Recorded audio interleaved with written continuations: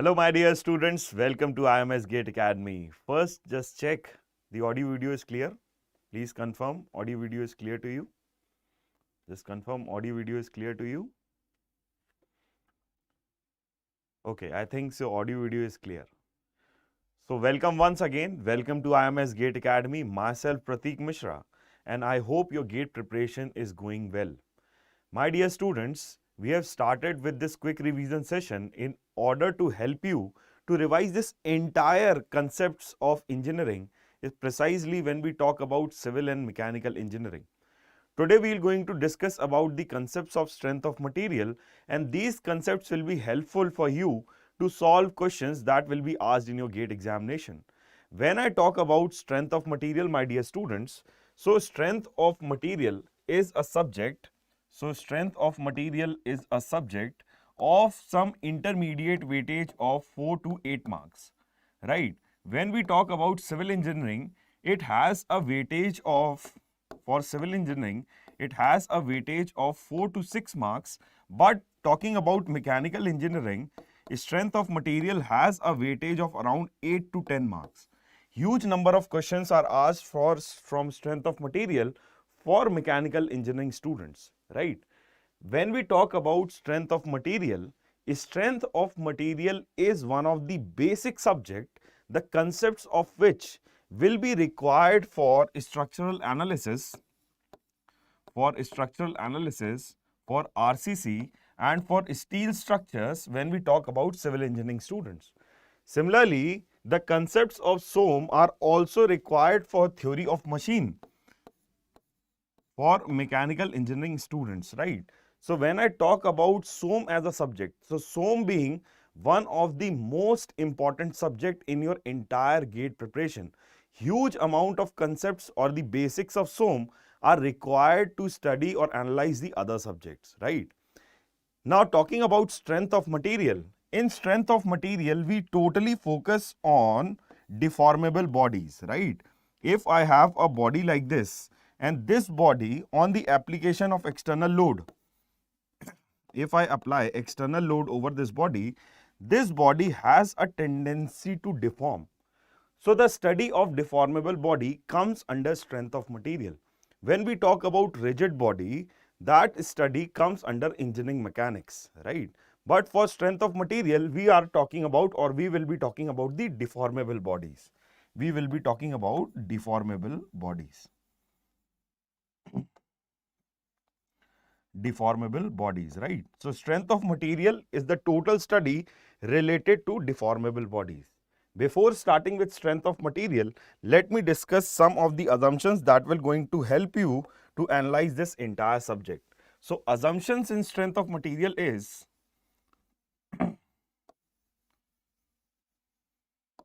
first is material is considered to be homogeneous. Material is considered to be homogeneous, isotropic. Material is considered to be homogeneous and isotropic. When I talk about homogeneity, right? When I talk about a material being homogeneous, so if I consider a material like this, right? So if the property of the material in any one direction is constant or same, if the property of the material in any one direction is constant or same, then that material is known as the homogeneous material. This direction can be any direction of the material, right? So if the properties of the material in one particular direction is same, then this material is termed as the homogeneous material. On the other hand, when I talk about the isotropic material, at one particular point, right? At one particular point, if in all the direction the properties of the material is same, then this type of material is known as the isotropic material. So if I consider the Poisson's ratio or the Young's modulus as one of the property of the material, so if Poisson's ratio or Young's modulus of the material is same in one direction, then that material is termed as the homogeneous material. On the other hand, if at a particular point I say the Young's modulus or the Poisson's ratio is same, if this is my value of Young's modulus and Poisson's ratio, so this is EY and mu y, and this is EZ and mu z, right? So if I say my mu x is equals to mu y is equals to mu z, then this type of material is termed as the isotropic material, correct? When you combine these two terms, you will find that in the entire volume of any material, if the property of the material is same in all the direction at all the points, then that material is termed as homogeneous and isotropic material. Moving on with this, the second assumption is material is considered to be elastic. Material is considered to be elastic. So we will be dealing with only elastic material, right? So we will going to discuss in detail about the elasticity. Right now you can just note down this, that the material is considered to be elastic, right? We will going to analyze the material up to the elastic limit only, right? So first of all, starting with this topic, I would like to discuss some of the basics. So my first question to you is, what do we mean by stress, right? So most of the students actually realize stress as force per unit area. My dear students, please take care of this. If I have a deformable body like this, and over this deformable body, if I am applying an external load, okay, if I am applying an external load like this, right, due to this external load, some deformations will be coming to this material. In order to restrict this deformation, this material will going to provide the internal resistance, right? This material will going to provide the internal resistance against that external load. So this P is my external load, this P is my external load, this P is my external load. In order to restrict or restrain this external load, this internal resistance is developed. This is my internal resistance. This is my internal resistance, which is developed in order to restrain this external load. This internal resistance per unit area is termed as stress. So what is stress? So stress is internal resistance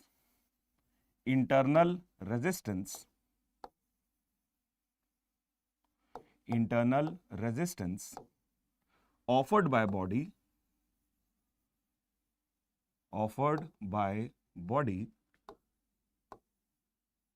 against external loading.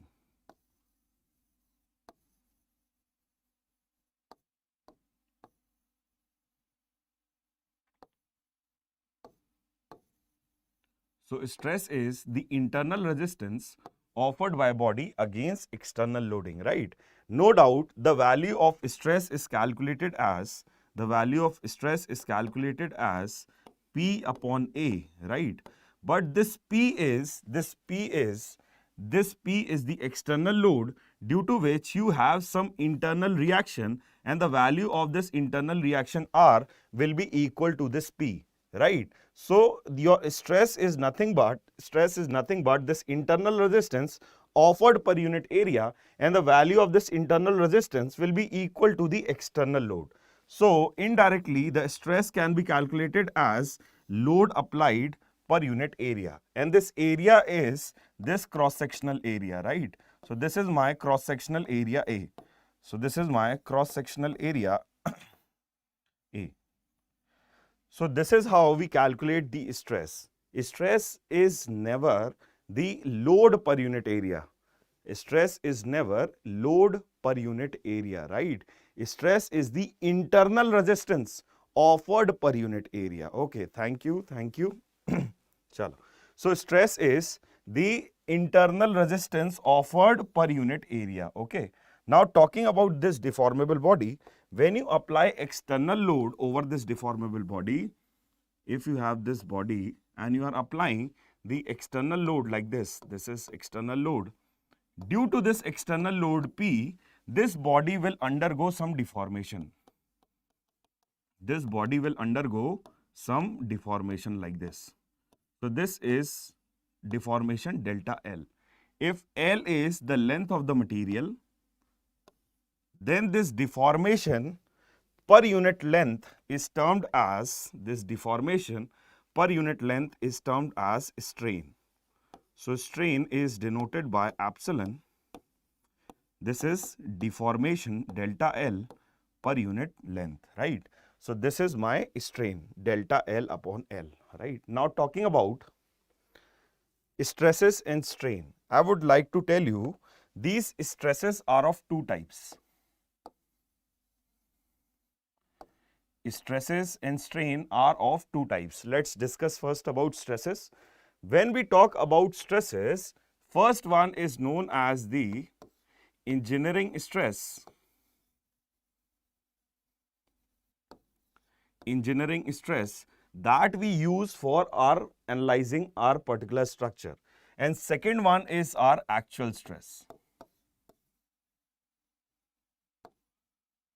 Actual stress, right? Now understand this. Right now we are calculating stress as internal reaction offered per unit area. If I take this area as the original area, then the stress that I have calculated is known as the engineering stress. Okay. On the other hand, if for calculating the stress, I take the actual area, then that stress is known as your actual stress, right? We will going to discuss about the Poisson's ratio in a while, but you can understand from this, if you apply an external load over this body, due to this extension, there will be some change in dimension in lateral direction also. This is change in dimension in the lateral direction also, right? So due to this change in dimension, my area will going to change. And instantaneously at any point, the amount of area that is there for the material, if you consider that for calculating the stress, that is known as the actual stress. On the other hand, if you are exactly taking the original area that was before any deformation, then that stress is known as the engineering stress. Okay, so I hope the relation between engineering stress and actual stress is clear to you. Considering your original area, so A naught is your original area,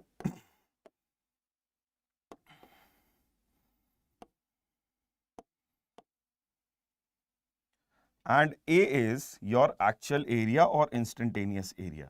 So A is your actual area or instantaneous area, right? Similarly, we have different type of strains.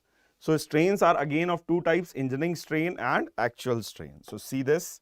So when we talk about strain, so strain is again of two types. First one is your engineering strain.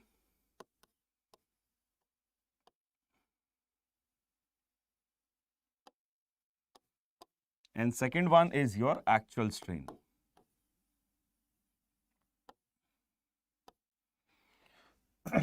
So for calculating the strain, if I consider the original length, right? So delta L upon L naught, if L naught is my original length, if I consider this, then the strain that I am calculating is termed as the engineering strain. On the other hand, if I am using actual length, then that is known as my actual strain. So LA is the actual length or the instantaneous length of the material. When you apply load over a body, this body will undergo deformation, and due to this deformation, you will find the change in length, and this LA will be your total length of the material.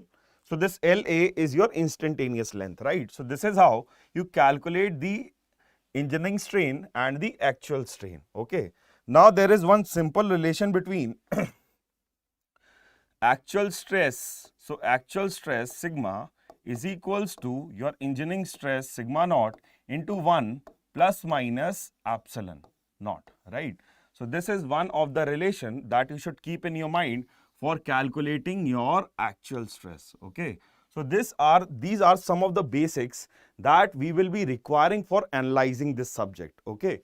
Now talking about this actual stress. This actual stress, this actual stress is literally not used in our subject. If there is a question in your GATE examination which precisely says that you need to calculate the actual stress, then only you need to calculate this. Otherwise, for the majority of the questions, or I should say, if a word stress is there, it means it is your engineering stress only. Okay, it is your engineering stress only, right? So these are some of the basics and the assumptions that we have. So stress we use for analyzing. So we use engineering stress. We use engineering stress for analyzing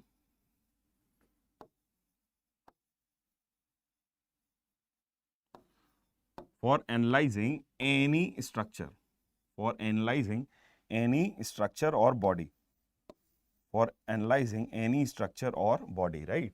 So these are few of the basics of strength of material. Now starting with the first topic, the stress strain curve.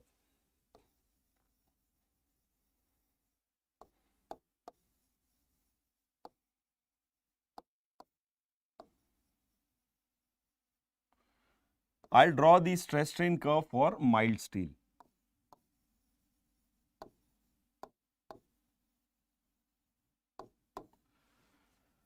So let me consider one material like this. I have considered one bar of steel like this. So this is my bar of steel like this, right? This is my bar of steel. Length, this much amount of length I consider for extension. So this is known as my gauge length. This L is known as gauge length.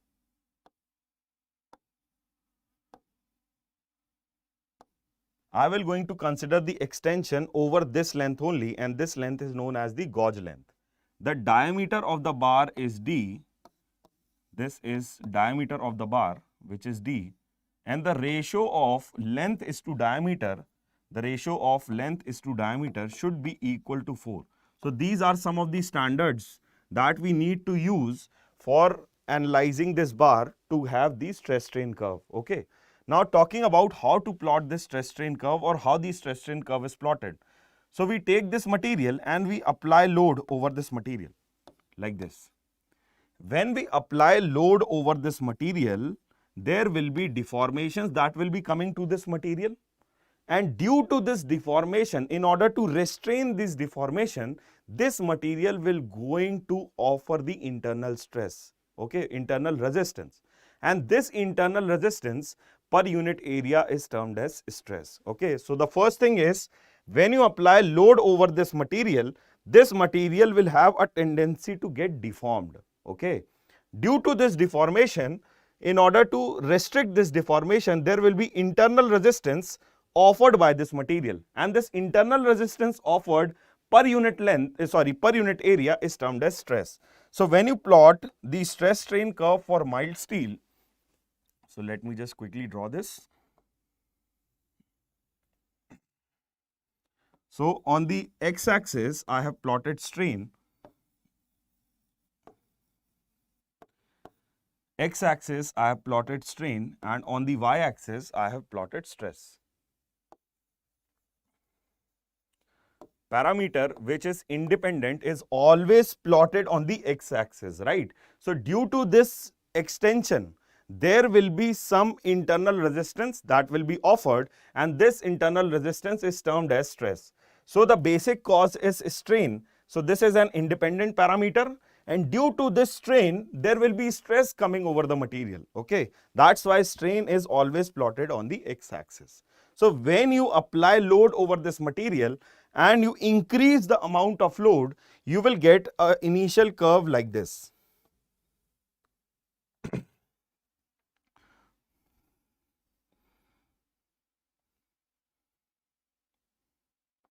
So this is your straight line, this is your straight line, this is your straight line, and this is my point A. So point A is known as the proportionality limit, where stress is directly proportional to strain up till point A, right? On increasing the load, you will find point B very nearby. But between point A and point B, the curve is not linear. Okay, B is termed as the elastic limit. Even at B, if you remove the load, this material will come back to its original shape and size. This material will going to regain its shape. Okay. So point A is known as the stress and strain, where stress is directly proportional to strain, and beyond point A, if you increase the load, again it is termed as the elastic limit, which is B, and at point B, even if you remove the load, this material will going to regain its original shape and size. On further increasing the load, you will find the upper yield point.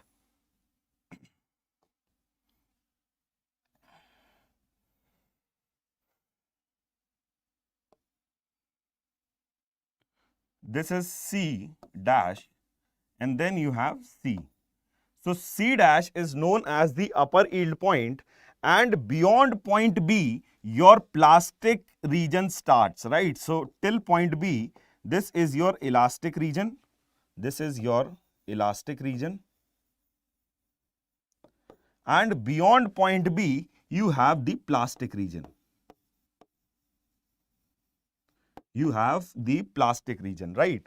So at point B, if you remove the load, the body will going to regain its original shape and size.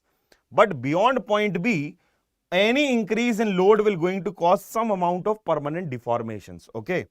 So this C is known as the upper yield point, and due to the carbon slippage happening, you will see some reduction in the amount of stress that a material takes it, right? At point C, without any increase in stress, you will see an yield plateau, that the material will show huge amount of deformation without increase in stress, right? So this is because inside the material, the reorientation of the molecules is happening, right? So this is the yield plateau up till point D. Beyond point D, due to reorientation of the material molecules that has happened, due to that, now the material has more capability to take load, to take the external load. So you have the strain hardening region beyond point D till point E. So this is your strain hardening region, and at point E, it is known as the ultimate load point. This is the point corresponding to which, this point E is the point corresponding to which the material can take the maximum amount of load. So this DE is your strain hardening zone, CD is your yield plateau. I'll just write this. So this is your yield plateau.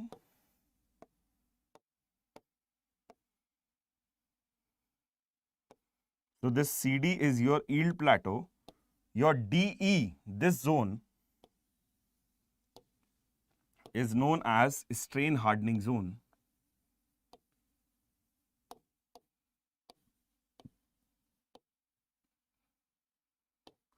This DE is known as your strain hardening zone. Point E is known as the ultimate load point, and this corresponds to the maximum amount of load a material can take. After this, the necking starts happening in the material, and you see the failure of the material at point F. Right? So this EF is your necking zone. This EF is your necking zone. This EF is your necking zone, and F is the point of failure. So this is your failure point. This is your failure point, right? Where the material breaks. So F is your failure point, E is the ultimate load point. So I'll just write down each and everything. So first of all, A is your proportionality limit.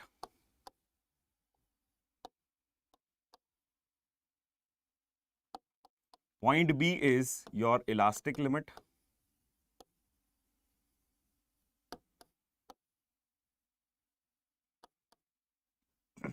Point C dash is your upper yield point.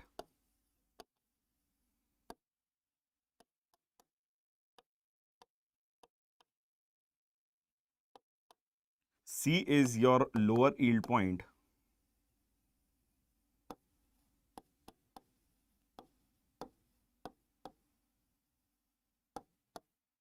then I have this CD, which is the yield plateau.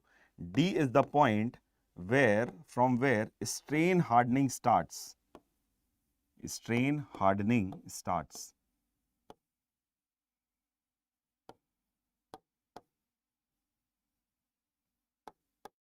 Point E is your ultimate load point.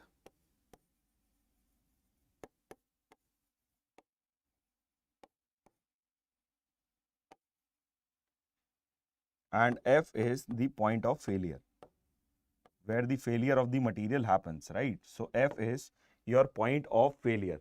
Now talking about why I am telling you all this. My dear students, we already know this, but still we make a mistake. And how we can make a mistake? If I talk about this diagram, till point B, if you remove the load, the material will regain its original shape and size. Okay, first thing is clear. Beyond point B, if you apply some amount of load, there will be some permanent deformation that will be happening to the material. Okay. C dash is the upper yield point, and C dash is not considered when we talk about the yield strength of the material, right? Yield strength of the material is always taken corresponding to this value of C. So this C is your yield strength sigma y. This lower yield point, corresponding to this lower yield point, we consider the yield strength of the material, and the strain corresponding to this yield strength is known as the yield strain epsilon y. So this yield strain epsilon y is approximately it is 0.12%. So this is 0.12% is the approximate value of your yield strength for a mild steel material. Okay. So this entire graph is about mild steel. If you increase the load over the mild steel and you plot the stress strain curve, this kind of stress strain curve will be plotted. The slope of this portion OA, the slope of this portion OA, if I talk about this portion OA, the slope of this portion OA is known as the Young's modulus. Here I would like to tell you one more thing.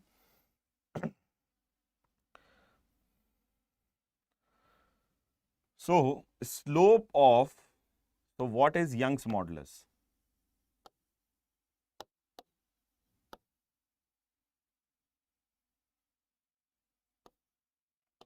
So Young's modulus is slope of portion OA, right? Where A is the proportionality limit. So if I draw my curve like this is my stress strain curve. This is my proportionality limit, right? The slope of this proportionality limit, the slope of this OA is termed as my Young's modulus E. Here one more modulus is introduced. If I talk about this portion AB, which is non-linear. So this is my non-linear portion. This AB is non-linear. This AB is non-linear. But B is my elastic limit. Okay. So if I talk about this non-linear portion AB, the slope of this non-linear portion AB is known as the tangent modulus. So tangent modulus is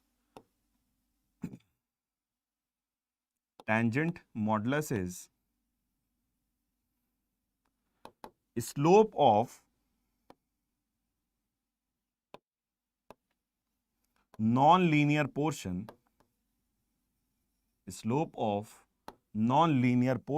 AB. So if you need to have the slope for this non-linear portion AB, it is termed as the tangent modulus. Here one more modulus comes, which is known as the secant modulus. Secant modulus. Now what is this secant modulus? Understand this. If I take any point from O to B, if I take any point between O to B, right? For suppose this is my point, this is my point, this is my point. If I take any point, say this is my point 1. If I take any point between O to B and I join it with the origin, like this. So the slope of this line of joining point 1 and origin, the slope of this line is termed as the secant modulus. For the initial portion from up till proportionality limit, that is between OA, this secant modulus is equals to your Young's modulus. But beyond point A till point B, all these modulus are valid up to the elastic limit only. So beyond point A till point B, if I talk about secant modulus, so it is the slope of the line joining the point with the origin, okay, of the stress strain curve. So what is secant modulus? Secant modulus is the slope of the line joining the point with this origin. So this is theta. So secant modulus is nothing but tan theta. Secant modulus is tan theta. So I hope all these things are clear to you. Young's modulus, tangent modulus and secant modulus. Here I will write one thing. Till proportionality limit,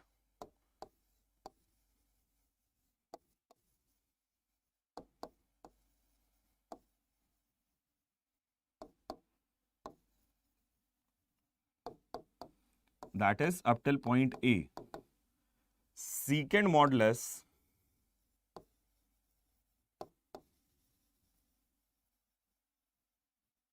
is equal to your Young's modulus.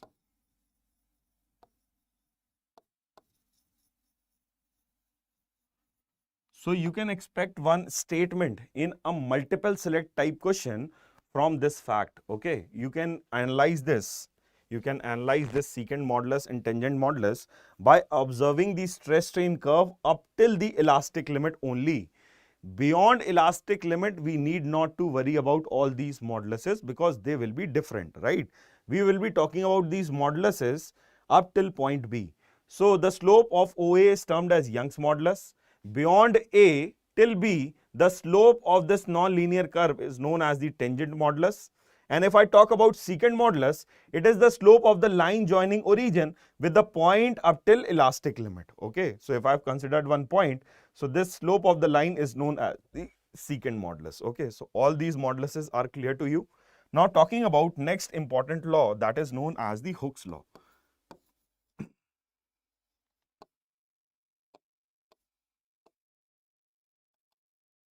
So whenever any extension will be happening in the body, it will going to obey the Hooke's law, right? And what is Hooke's law says? Hooke's law says that stress is directly proportional to strain. Stress is directly proportional to strain. Now my thing is, this stress sigma is equal to E into epsilon, right? So this stress is E into epsilon, where E is known as the Young's modulus. So this is the Hooke's law. Hooke's law will be valid for only homogeneous, isotropic and elastic material. And the point up till which the Hooke's law is valid is also known as the proportionality limit. Okay. So when you will going to extend any material, the point up till which the material will going to obey the Hooke's law is known as the proportionality limit, right? So if you just keep the value of sigma as P upon A, so this will be equal to E into epsilon can be written as delta L by L. So from here I get one more relation, that is delta L deformation in the body is equal to PL upon AE. It is known as PL upon AE, right? Now look into this expression very carefully. This AE is known as the axial rigidity. This AE is known as the axial rigidity. This is known as the axial rigidity. When you apply external load over any deformable body like this, right?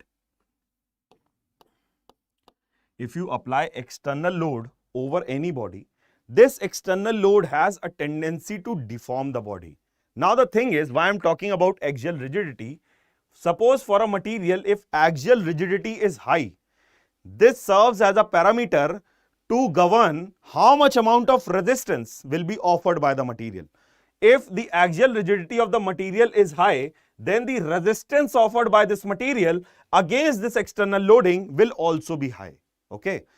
So when for any material your axial rigidity is more, for any material if axial rigidity is more, it will going to offer more resistance, it will going to offer more resistance against this external loading, due to which your deformations will be less. Your deformations will be less. Please take care of this thing. Again, a statement can be formed regarding axial rigidity. So axial rigidity tells us about how much amount of resistance a material offers, for which a material if has high axial rigidity, it will going to offer more resistance. If a material has less axial rigidity, it will going to offer less amount of resistance. So if I directly say, tell me one parameter that will going to define how much deformation will be coming to the material, I rather saying about Young's modulus, you can say, sir, we can take the help of axial rigidity to decide whether this material will going to deform more or less, right? We can talk in terms of comparison, whether more deformations will be happening or less amount of deformations will be happening. So this axial rigidity helps us to determine how much amount of deformation a material will undergo. Okay. So this is about your axial rigidity. Moving on with this. Let us see some of the properties of the material. So next topic of discussion is properties of material.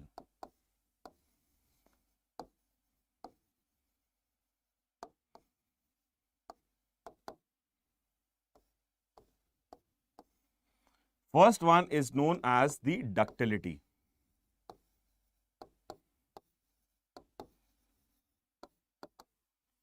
You can take the help of this reference stress strain curve. I'll just draw this. So this is my stress strain curve for mild steel, right? Like this. Till this point B, this is my point B, this is my point B, and this is also known as the elastic limit. This strain is known as elastic strain. This is known as the elastic strain. And this entire strain up to the fracture point, this entire strain up to the fracture point, this known as the plastic strain. This is known as the plastic strain. Only elastic strain can be regained. This plastic strain cannot be regained. This converts into permanent deformation. Okay. When I talk about ductility, ductility is the property of the material by the virtue of which it can be drawn into long wires. Okay. This definition we know about ductility. Now, one more point I would like to add about material, how we can say that a material is ductile. How we can say this?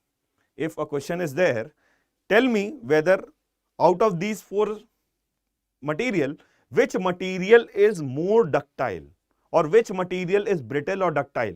Brittle and ductile are simultaneously used. That's why I'm just relating with brittle material also, right? Brittle material cannot be drawn into wires. Ductile material can be drawn into wires. Now talking about if for a material, my post-elastic strain, that is plastic strain, is more than 5%. If plastic strain is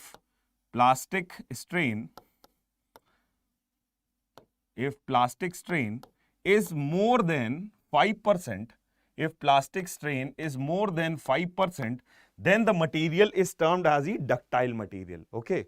Now, why I'm telling you this? When I talk about this is the stress strain curve for mild steel, on the other hand, this is the stress strain curve for rubber. This is the stress strain curve for the rubber, right? For rubber, this is the elastic limit. This is the elastic limit for rubber, and this is the fracture point for rubber. This is the fracture point for rubber, right? So you can see here, there is very less amount of plastic strain that can be beared by rubber. So when I talk about mild steel and rubber, mild steel is more ductile than rubber. Rubber is in fact brittle because it does not contain 5% of post-elastic strain. That is the plastic strain. So rubber is a brittle material. Rubber is a brittle material. Rubber is a brittle material. Please take care of this. Rubber is not ductile. On the other hand, mild steel is a ductile material. Mild steel is ductile material. You need to keep a check on all these things. Whenever ductility is there, you need to check whether a material can bear more than 5% of plastic strain or not. If a material can undergo more than 5% of plastic strain, that material will be known as the ductile material. Okay. On the other hand, if I talk about rubber, it does not, or it can never undergo more than 5% of plastic strain. Hence, it is known as the brittle material. Okay. So this is about your ductility and brittleness. Next is malleability.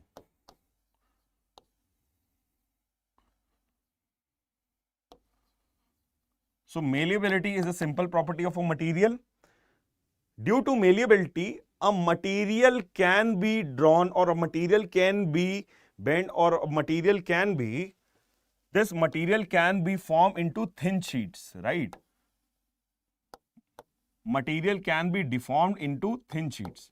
If a material has an ability to get deformed in thin sheets, then that material is known as the malleable material. Okay, nothing more than this for malleability. Now talking about the most important part, that is known as the resilience.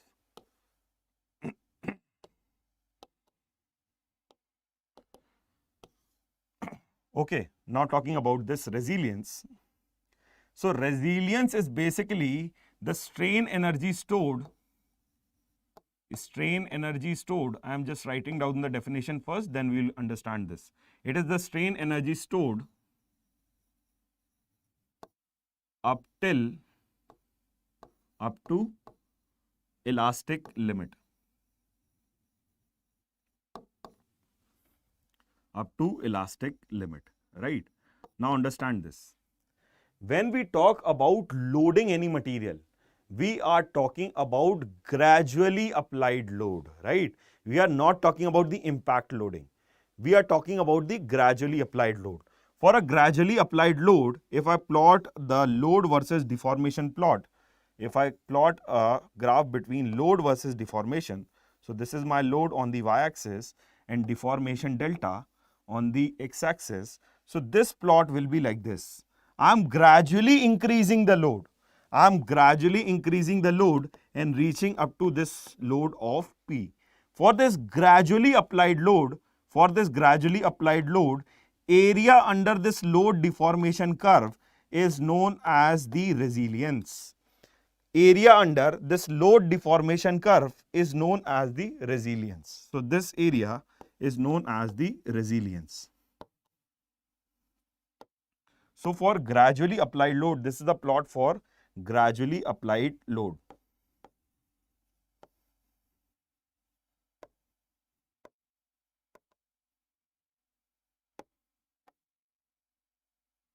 For a gradually applied load, the area under the load deformation curve is the resilience, and this resilience is half P into delta, half P into delta.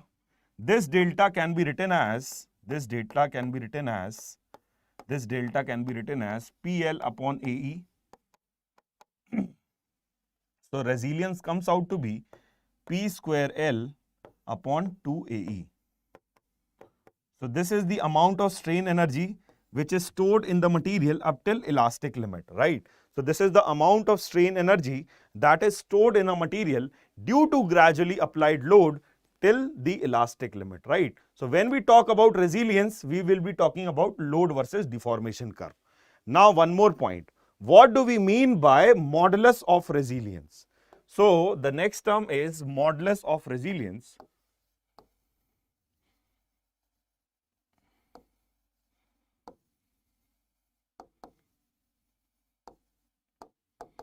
So when we talk about modulus of resilience, it is the strain energy stored. It is the strain energy stored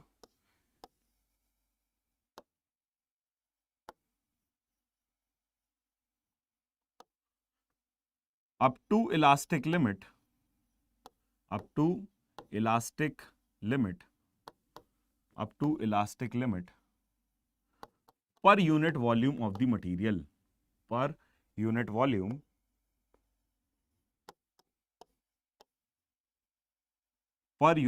of the material.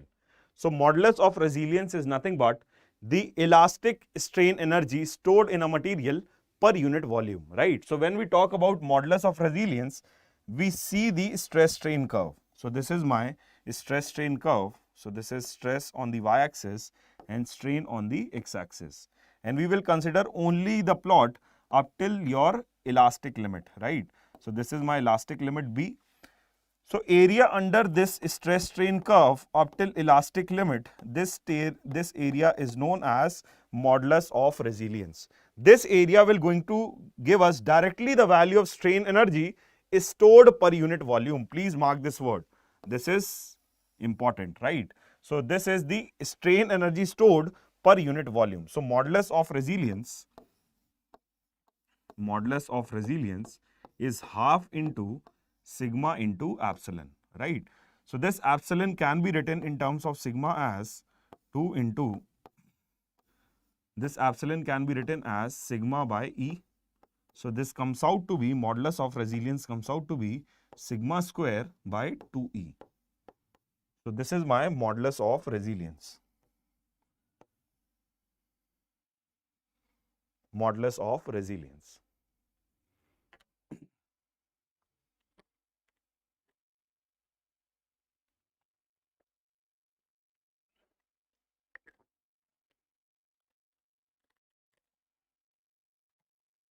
Chalo. Moving forward with this. So this is about modulus of resilience.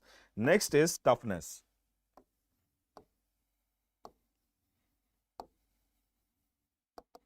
So what do we mean by toughness? It is the total amount of strain energy that can be stored in a body till fracture point. Okay, so this is the total amount of strain energy.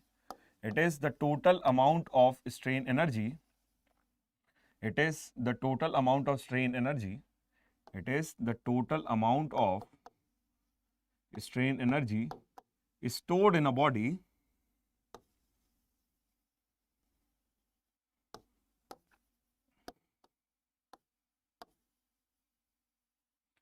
till fracture point.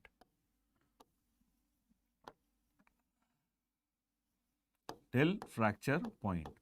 Similarly, my modulus of toughness is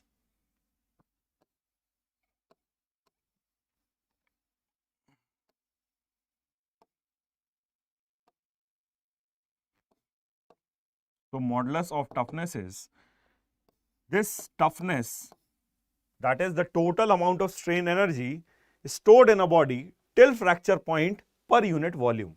So modulus of toughness is simple. It is toughness per unit volume. It is toughness per unit volume. Modulus of toughness is toughness per unit volume, right? So again, if I consider this stress strain curve, and this time I'll consider the full stress strain curve for mild steel. So this is stress on the y-axis and strain on the x-axis, right? So this is my stress strain curve, right? So this is my stress strain curve. So the total amount of energy that is stored in the body, it is termed as modulus of toughness per unit volume, right? So this is modulus of toughness is this total area under the stress strain curve. This is my modulus of toughness. The total area under stress strain curve is termed as modulus of toughness. Total area under stress strain curve. Stress strain curve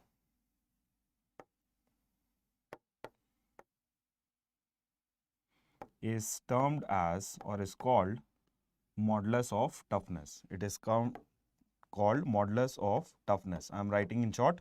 So modulus of toughness is nothing but the total area under the stress strain curve. So this will going to give us the amount of strain energy is stored in the material till fracture point per unit volume, right? So this modulus of toughness is toughness per unit volume. So these are some of the important properties of a material.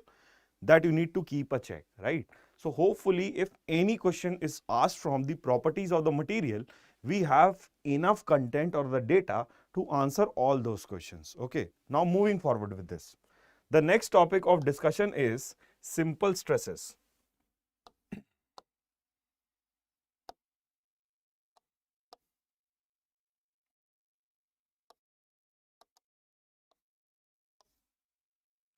So this is my material. If I am applying only one load, right, in one direction, if I'm loading the body in along any one direction, then that type of loading is known as uniaxial loading. This is uniaxial loading. Due to this uniaxial loading, there will be only one stress. There will be only one stress that will be coming over this body. On the other hand, if you load the body in all the three directions, if you load the body in all the three directions like this, if you load the body in all the three directions like this, for suppose this is my material, I am applying a load in y direction, I am also loading the body in x direction, and I am also loading the body along z direction. So this is the load that are there for the body in all the three directions. This type of loading condition is known as triaxial loading. It is known as triaxial loading. For triaxial loading, the material will be stressed in all the three directions. Due to this triaxial loading, there will be three stresses. There will be three stresses coming over this body. Okay. Now here I would like to discuss about one important parameter which is known as Poisson's ratio.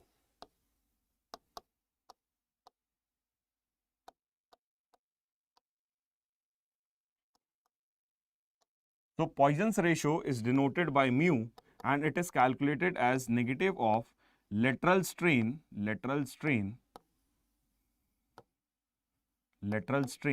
to longitudinal strain.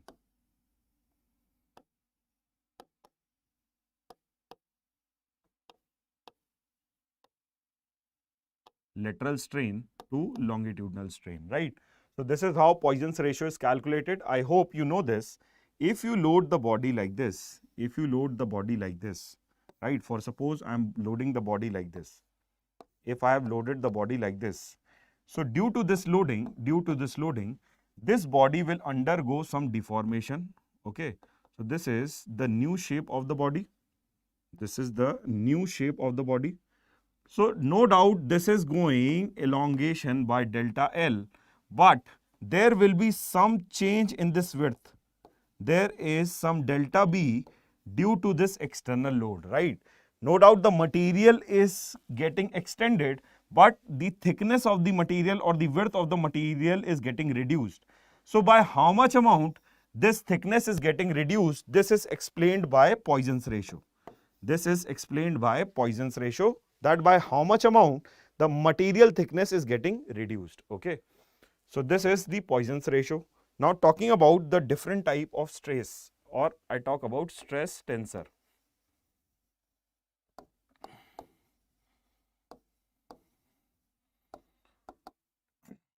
So let me quickly just draw this.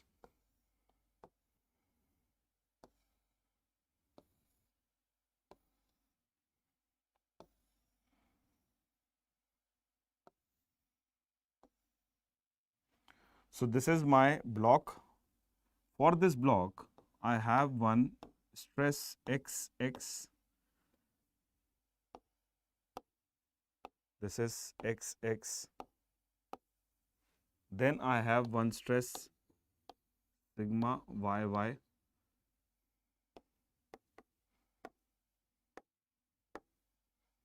And then I have the third normal stress sigma ZZ.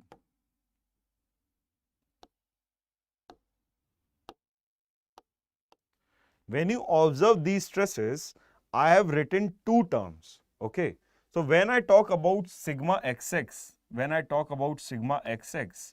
this first x will going to denote the plane over which the external load is applied, right? This, no. This sigma first x will going to tell us about the direction of the plane, over which this stress is coming. And this second x will going to tell us about the direction of load.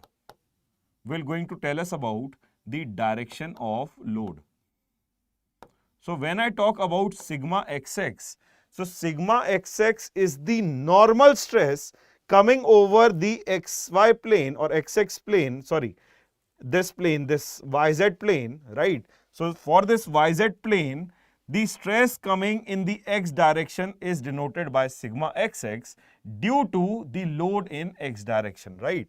So when I just have this stress tensor, so stress tensor can be written as,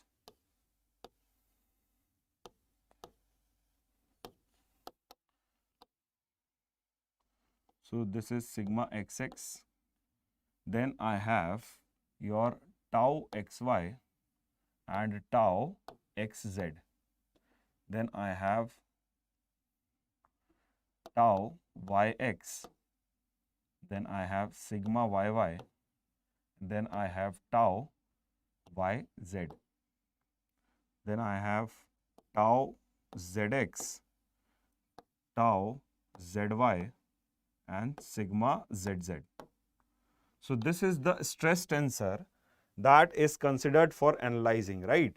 For this stress tensor, we get this matrix. This is a symmetric matrix. This is a symmetric matrix.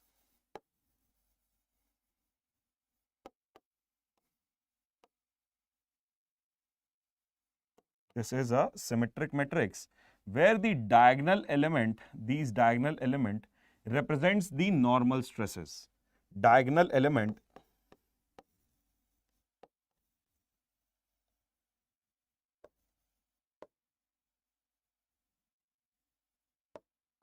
represents normal stresses.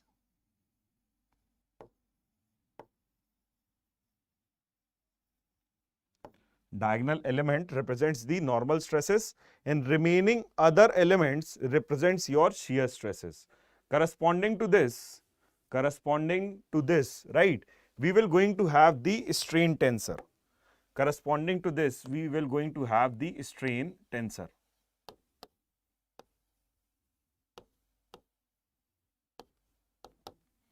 So I have, so corresponding to normal stress, I have normal strain, that is epsilon xx. Corresponding to shear stress, I have shear strain, that is phi by 2 xy. Then I have phi by 2 xz. Then I have phi by 2 yx. Then I have epsilon yy. And last I have phi by 2. This is yz, right? Then I have phi by 2 zx. Then I have phi by 2 zy. And last I have epsilon zz, right? So as you can see here, corresponding to the normal stresses, I have these normal strain. So again, this diagonal element, all these diagonal element represents my, these diagonal elements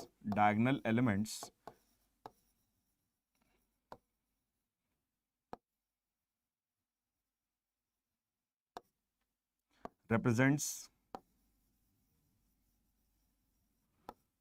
normal strains.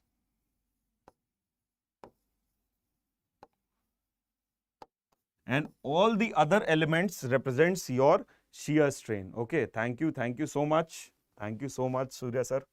Moving on with this. So this is my strain tensor. Now one thing is, you need to keep a check that these element represents half of the shear strain value. These element represents half of the shear strain value. So if you analyze any body like this, right? So this is my body, And if I apply a shear stress over this body will undergo deformation like this.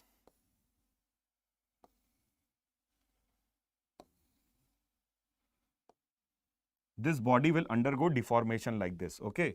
So due to this deformation that this body is undergoing, with respect to x-axis, this is phi by 2 xy, and this is another phi by 2 your yx, right?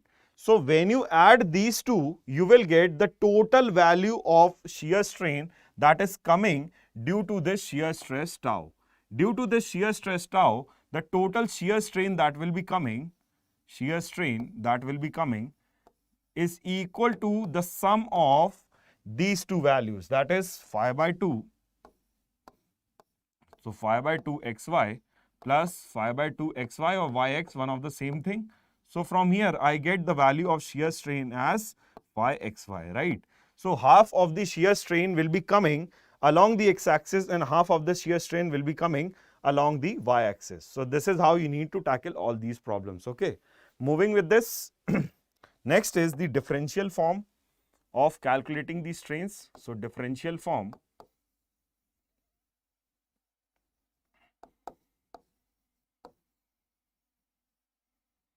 for strain calculation, differential form for strain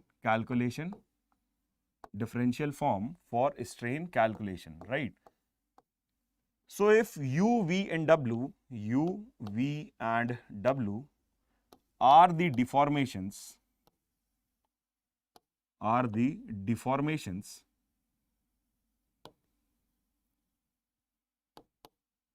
in x, y and z direction,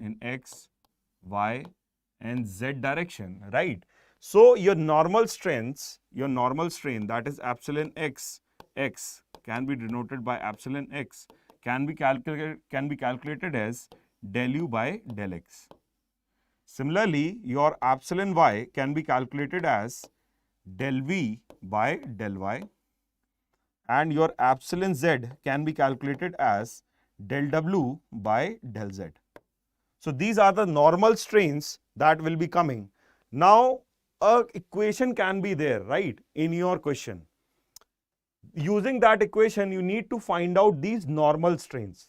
So you can take the partial derivative of these equations in order to find these normal strains. Okay, so this is my normal strains. These are my normal strains.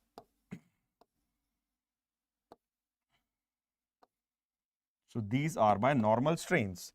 And these normal strains can be calculated by taking the partial derivative of that particular deformation in this direction. For suppose I need to calculate normal strain in x direction, I will take the partial derivative of the deformation in x direction with respect to x, right?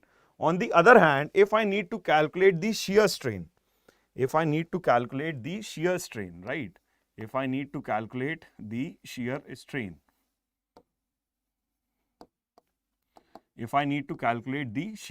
right? So phi xy can be calculated as del u by del y plus del v by del x. Just interchange the term. You need to partially derivate this u with respect to y and partially derivate v with respect to x, right? Similarly, your phi yz can be calculated as del v by del z plus del w by del y. Similarly, your phi xz can be calculated as del u by del z plus del w by del x. So using these differential equations, you can easily handle any question if a equation is given, right? Sometimes what happens is you will be given some equation like minus 3x square plus 4xy like this. So u is varying like this, v is varying like 4xy minus 5y square like this. Something is given like this. And using this equation, if you need to find out epsilon x, so what you need to do? You need to just partially derivate this u with respect to x. So we will going to get minus 6x plus 4y. And substituting the value of x and y if given in the question, unless if it is not mentioned, then this is my final answer with respect to your strain in x direction. Similarly, strain in your y direction epsilon y can be calculated as del v by del y, and this is equal to 4x minus 10y, right? So this is my normal strain in the y direction.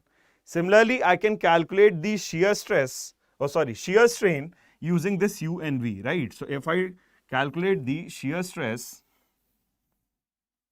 if I need to calculate shear stress y xy, so what I need to do? I need to do del u by del y plus del v by del x. Okay, I need to just interchange this x and y with respect to u and v. So for calculating del u upon del y, this will be equal to 4x, and for calculating del v by del x, it will be equal to your 4y. So this is my shear strain. This is my value of shear strain in x and y direction. So these questions can be asked in your GATE examination. Sir, for maximum shear strain, what is the formula? We need to discuss about the principal stresses. We will going to discuss that, right? So this is all I am talking about, the simple stresses. We will going to discuss principal stresses in just a short while. Okay, Sam? Moving on with this. So this is your differential form for calculating the strains, either normal strains or your shear strains. Okay. Now moving on with this, let me consider one general condition of loading, right? Let me consider one general condition of loading like this.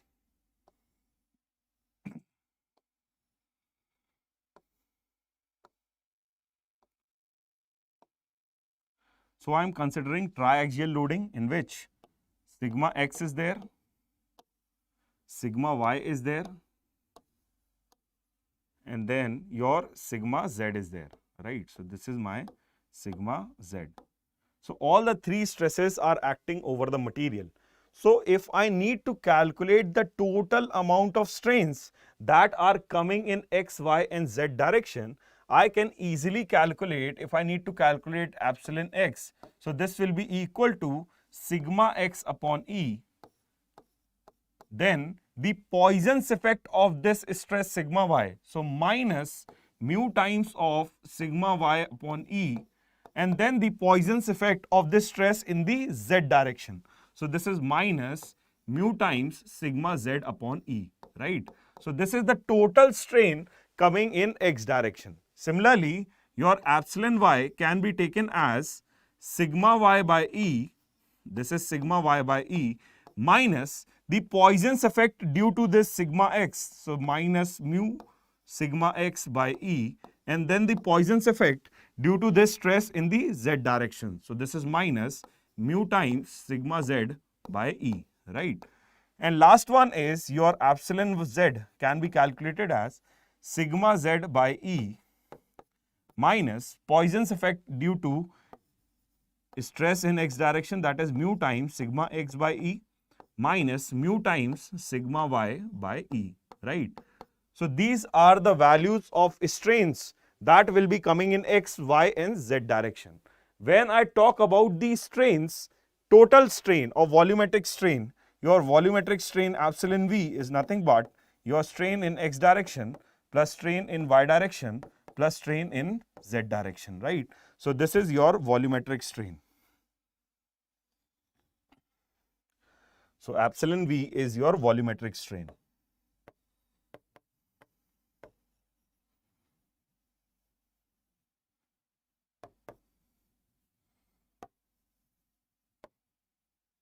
So epsilon v is your volumetric strain, right? You can just add strains in x direction, y direction and z direction to get the value of volumetric strain. So if I just compile all of this, so my volumetric strain comes out to be, so epsilon v comes out to be sigma x plus sigma y plus sigma z divided by E into 1 minus 2 mu, right? So this is the value of volumetric strain coming over the medium. For suppose if I say my volumetric strain is 0, if I say my volumetric strain is 0, for volumetric strain to be 0, there are two possibilities. First one is either sum of these stresses, that is sigma x plus sigma y plus sigma z, this is equal to 0. If the sum of the stresses is 0, then in that case the volumetric strain coming over the material is also 0. The second possibility is this 1 minus 2 mu can be 0. This 1 minus 2 mu can be 0, right? From here I get the value of mu as 0.5. So this mu is 0.5. This is the value of mu that I get, right? So if I say value of mu is 0.5, it means the volumetric strain of the material is 0. And this can be said as the material is rigid or incompressible. So if the material is rigid or incompressible, if the material is rigid or incompressible, for this type of material, the value of mu is given as 0.5, right? So if in the question, if Poisson's ratio is not mentioned, on the other hand, these two words are there, that the material is rigid and incompressible, then in that case, you can directly take the value of mu to be 0.5, okay? You can directly take the value of mu to be 0.5 for rigid and incompressible material. So if your volumetric strain is 0, either sum of these stresses is 0 or your Poisson's ratio is equal to 0.5.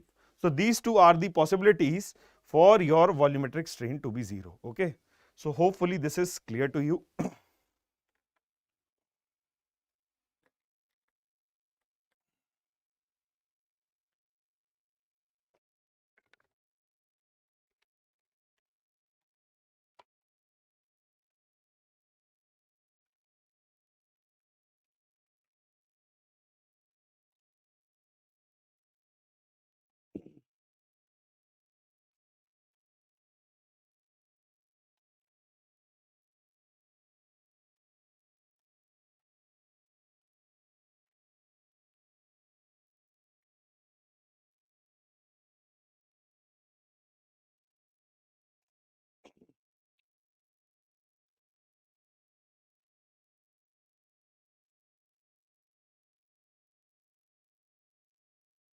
Now talking about deflection of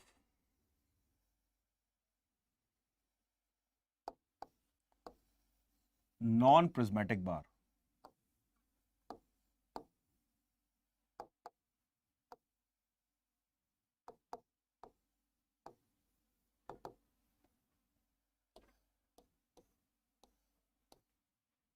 So first one is if the bars are in series.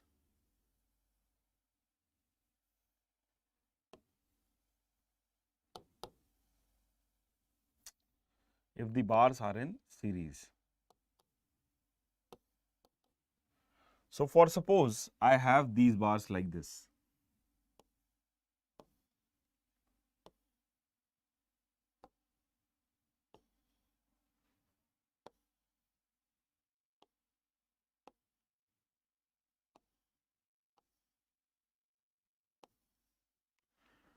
The length of the bar is L1 and Young's modulus is E1, then L2 and E2.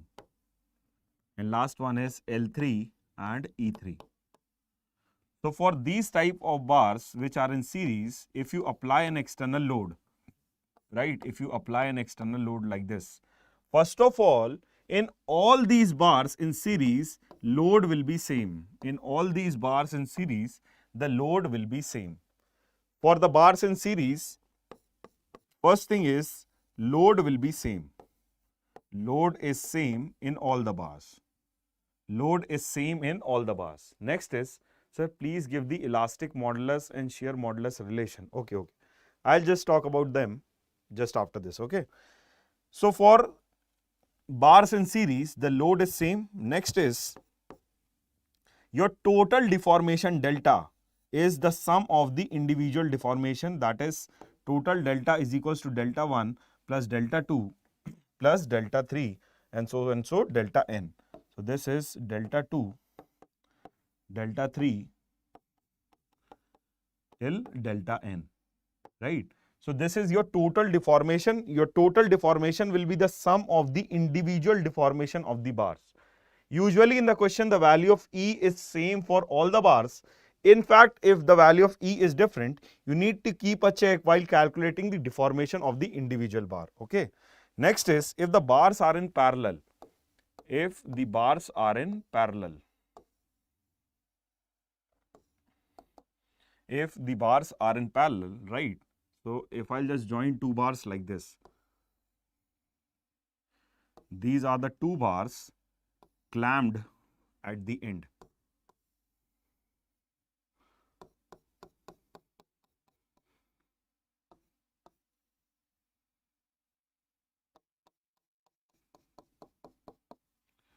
So the length of the bar is same, but area is different and Young's modulus is different. So if more than two bars are joined in parallel, first of all, if you apply this external load, right? So this external load will be distributed among these two bars as P1 and P2. So this total external load will be distributed among these two bars and P1 and P2. But the total deformation coming to the bar, that will be same. Both the bars will be getting elongated by same amount. Both the bars will be getting elongated by same amount delta. So for the bars in parallel, first of all, deformation will be same for all the bars. Deformation is same. Deformation is same for all the bars. For all the bars, deformation is same for all the bars, but external load will be distributed. External load will be distributed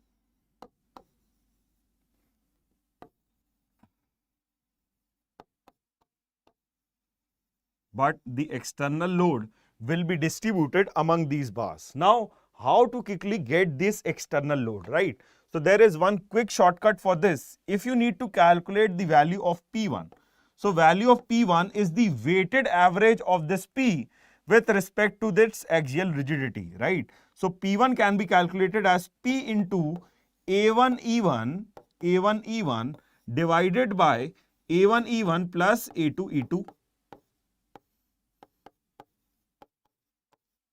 So this is the weighted average, this is the weighted average, this is the weighted average, this is the weighted average with respect to its axial rigidity, right? If more material is there or more layers are there, you can just keep on adding this A3, E3, then E4, E4, likewise you can add, right?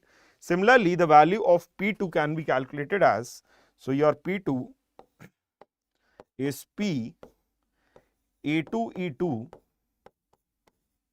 divided by A1 E1 plus A2 E2. Simply you need to take the weighted average, with respect to their axial rigidity in order to calculate the value of load distributed among the different layers, right? So these two things you can keep a check for dealing with the bars connected in series and bar connected in parallel, right? Now, just adding to this, relation between elastic constants.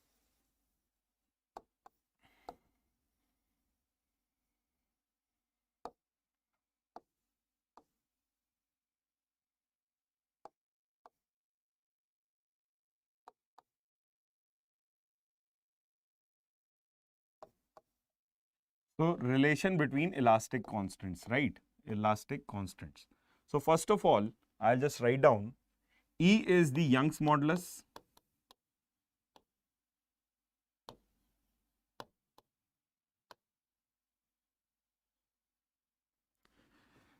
G is your shear modulus, also known as modulus of rigidity. Modulus of rigidity.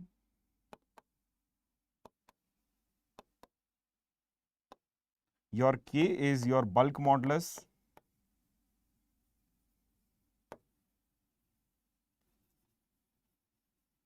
and mu is your Poisson's ratio.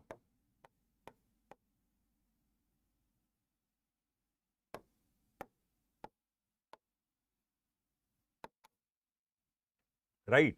So in between these elastic constants, these are known as the elastic constants. There is a relation among these elastic constants.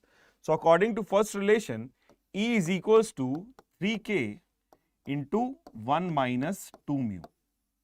This is the first relation. E is equals to 3k into 1 minus 2 mu. Second relation is E is equals to 2g 1 plus mu. E is equals to 2g 1 plus mu. Next one is, third is E is equals to 9 kg upon 3k plus g. 9 kg upon 3k plus g. And last one is, fourth is Poisson's ratio mu is equals to 3k plus 2g upon 6k minus 2g. So these are the four relations using which you can determine all the elastic constants. As you can see here, four elastic constants are there. In order to get the value of these four elastic constants, you can take the help of these relations, right? These relations are important because usually the questions can be framed using these relations. You can just note down this elastic constants and the relation among them.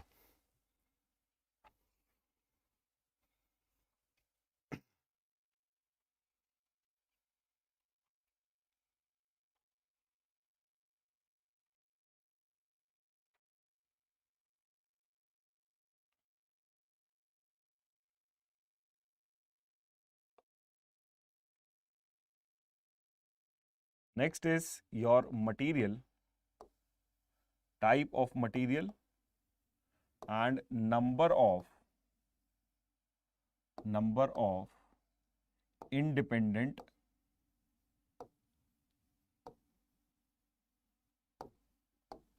elastic constants.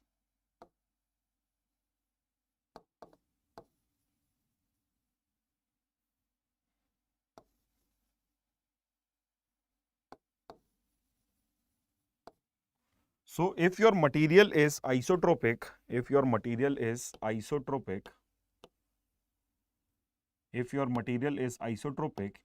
you need only two elastic constants to determine the other elastic constants, right? For isotropic material, since the value of elastic constants will be constant in all the direction, hence only two elastic constants are required in order to determine the values of all the other remaining elastic constants. Next, if your material is orthotropic,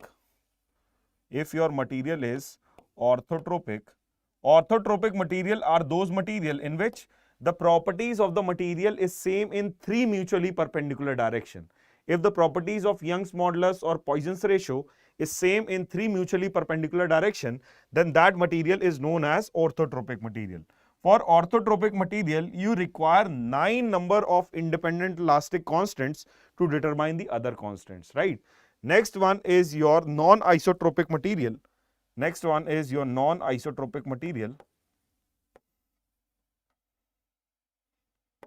For non-isotropic material, you require total of 21 independent elastic constants in order to get the values of the other elastic constants, right? So if I say isotropic material, I say that my mu x will be equal to mu y will be equal to mu z, right? And this will be equal to one value mu. Similarly, Ex will be equal to Ey will be equal to Ez will be equal to E, right? So for all the direction, if the value of the elastic constant is same, that is for isotropic material. For orthotropic material, only in three mutually perpendicular direction, the value of the property will be same. If you change this axis, the value of the property will be different, right? So these are the list that you can have, and a directly question can be framed from these values. So you need to keep a check on this. For isotropic material, the number of independent elastic constants are 2. For orthotropic, the number of independent elastic constants are 9. And for non-isotropic material, the number of independent elastic constants are 21. Okay. Sam, is this okay to you? Can we continue with this? Can we continue with this?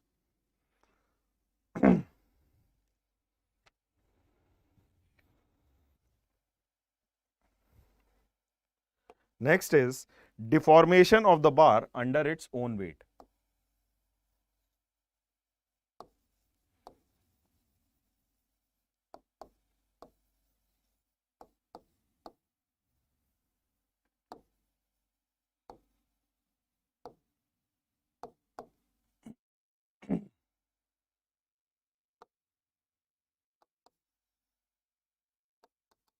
So let me consider a bar like this, right? So this is my bar.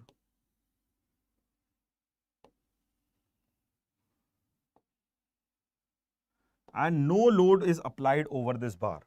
This bar is simply hanging from the roof like this, right?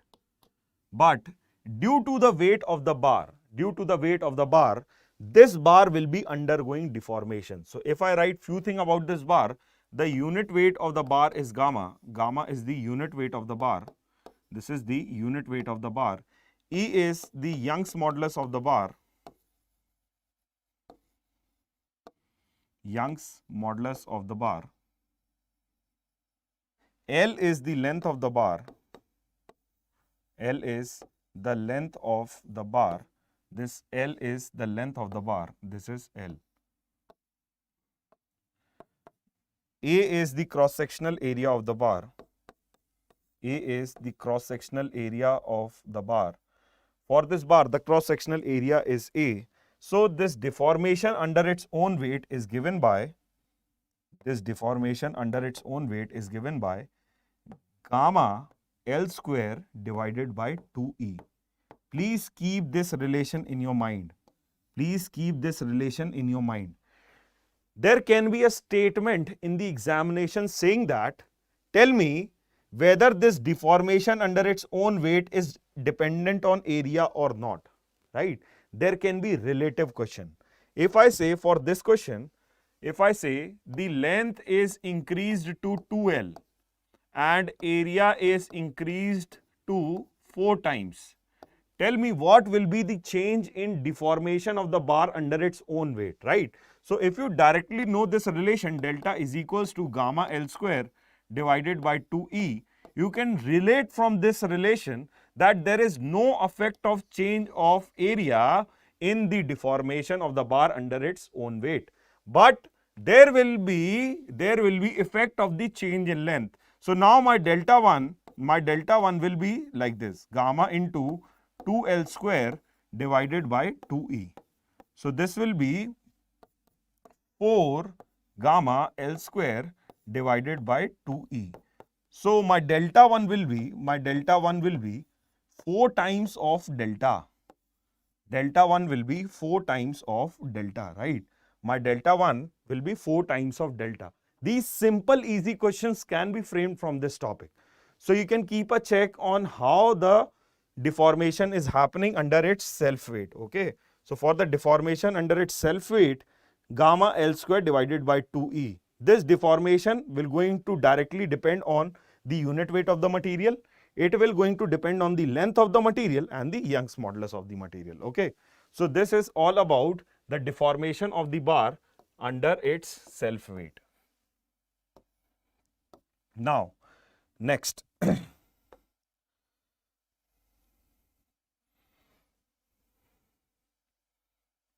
Next, we'll talk about the one of the most important concept and one of the most confusing concept, which is known as temperature stresses.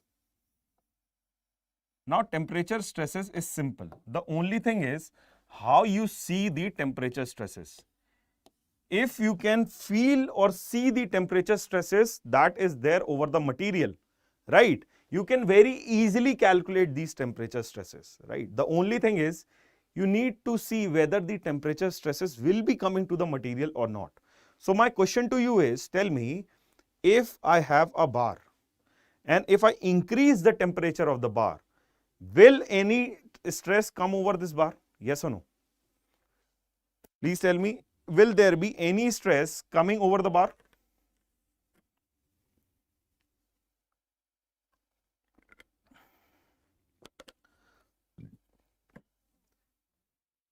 Okay, chalo. Sam is saying, I have this bar,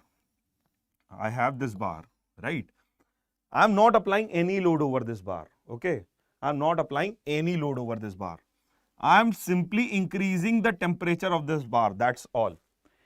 Due to this increase in temperature, this bar will going to expand. This bar will going to freely expand like this, right? This bar will going to freely expand like this.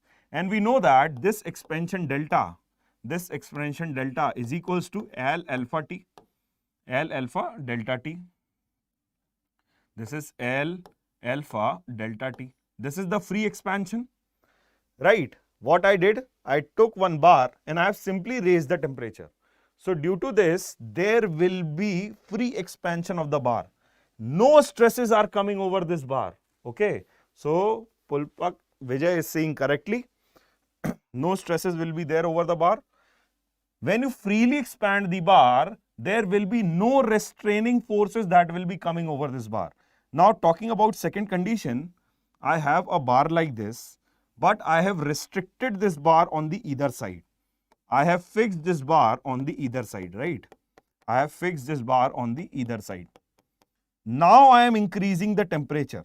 So due to this increase in temperature, this bar has a tendency to expand, right? But these fixed supports are trying to compress this bar and try to let this bar be at its original shape and size. Due to this increase in temperature, this bar has a tendency to expand, right? This bar has a tendency to expand. But these fixed supports are restraining this bar. These fixed supports are restraining the bar from the either side, right? So due to this restrictions that are there inside the bar, that are there due to these supports, stresses will be developed inside the bar. This stress is known as the thermal stresses.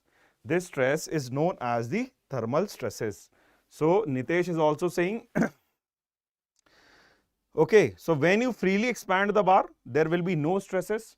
But when you restrict the bar on the either side, there will be stresses coming over the bar, which is known as the thermal stresses, right? So your thermal stresses is sigma. Your sigma is your thermal stress.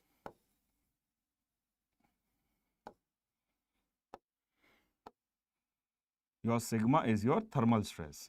And this delta is your free expansion.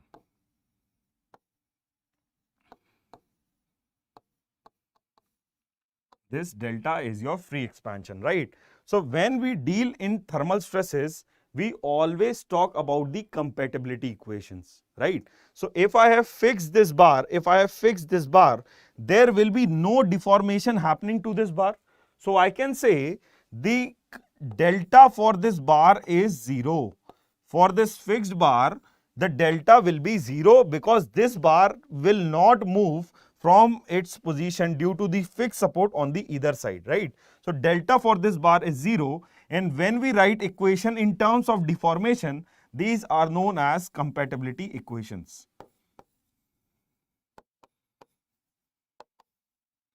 Right? So this delta that is there over this bar, this delta is the sum of free expansion, I'll just write on the other side.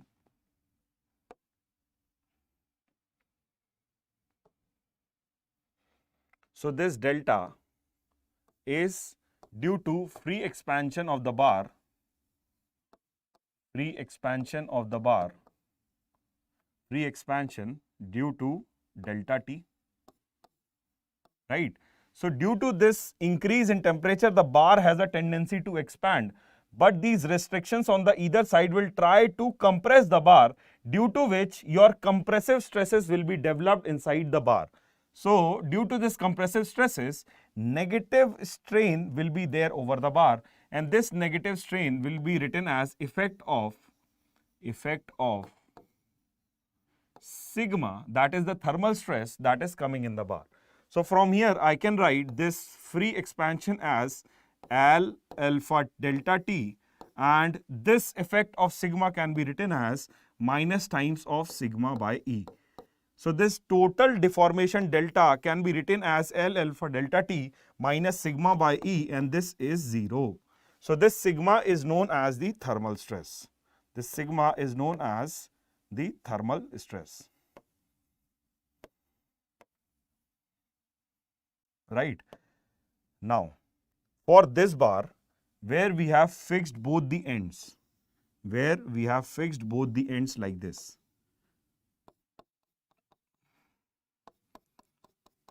When you increase the temperature, this bar has a tendency to expand, but the restrictions on the either side are compressing the material. So whenever the temperature is increased, compressive stresses are developed. Compressive stresses are developed inside the bar. On the other hand, if you decrease the temperature, this bar will going to have a tendency to get shrunk, due to which these supports will try to pull the bars back to its original shape. So whenever you decrease the temperature, your tensile stresses are developed inside the bar. Okay, your tensile stresses are developed inside the bar. So when I talk about the thermal stresses, the first thing that you need to do is that you need to calculate the free expansion due to change in temperature. This free expansion can be elongation due to increase in temperature or can be shortening due to decrease in temperature. And then you have to write down the effect of your thermal stresses sigma, which is only developed when some amount of restriction is provided on the either side. I hope this is clear to you. Any doubt in this? I hope is this clear to you? Any doubt in this?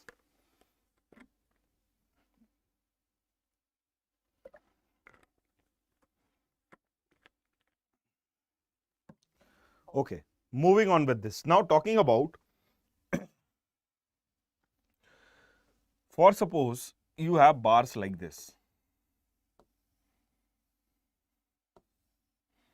This is bar 1 and this is your bar 2. And both the bars are fixed on the either side. Right? This has some different alpha and this have some different alpha.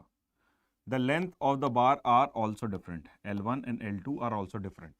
But for this entire arrangement, you have increased the temperature by delta T amount, right? You have increased the temperature by delta T. Due to this increase in temperature, both the bars will going to have the tendency to expand, but this bar 1 will be restrained by the support and the bar on the other side, due to which there will be compressive stresses in bar 1 and there will be compressive stresses in bar 2. So whenever your temperature will increase, your bar 1 and bar 2 will be under compression. And one more thing, since these two bars are in between the fixed support, therefore your net deformation is again 0. This net deformation can be written as free expansion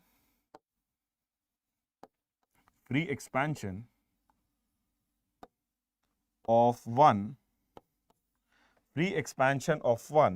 minus effect of sigma 1, that is the thermal stresses that are developed in bar 1. So this is the thermal stresses that are developed in bar 1. Similarly, we have thermal stresses that will be developed in bar 2, right? So free expansion of bar 1 minus effect of sigma 1. Then I will write plus free expansion of bar 2, free expansion of free expansion of 2 minus effect of sigma 2.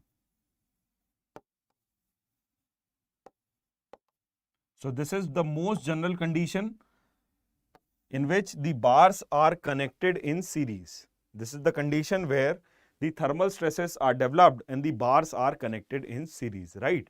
So thermal stresses will only be there when you restrict the body for movement, right? So whenever you restrict the body on the either side, then in that case only the thermal stresses will be developed in the bar. Okay. Now talking about, you have two different bars and they are connected like this.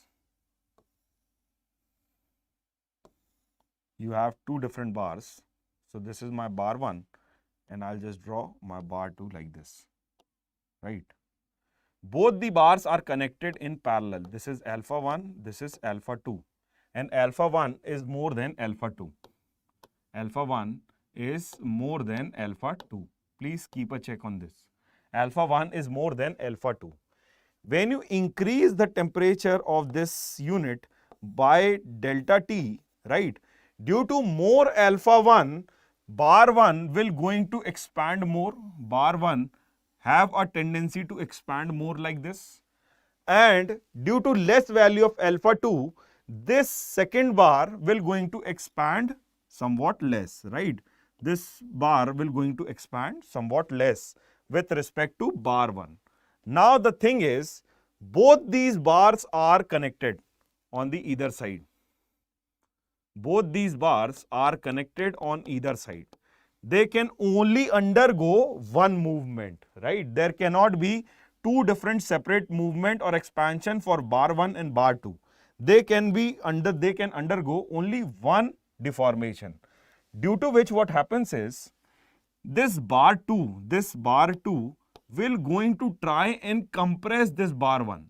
This bar 2 will going to compress this bar 1, and due to which you will see a common deformation like this, right? So this is the common deformation that is happening. And also this bar 1 will try to pull this bar 2,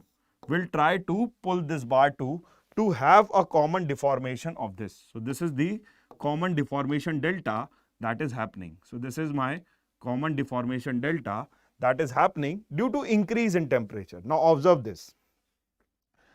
Due to more value of alpha 1, this bar has a tendency to expand somewhat more. But this bar 2 is restricting its movement, due to which compressive stresses will be developed in bar 1. Compressive stresses will be developed in bar 1. So if I talk about bar 1, since alpha is more for bar 1, with increase in temperature, compressive stresses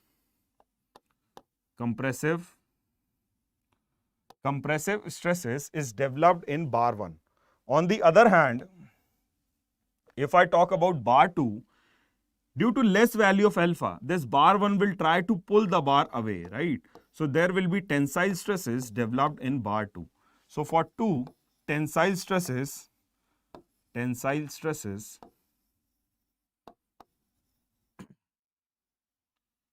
will be developed, okay? So this common deformation delta can again be written as, free expansion of bar 1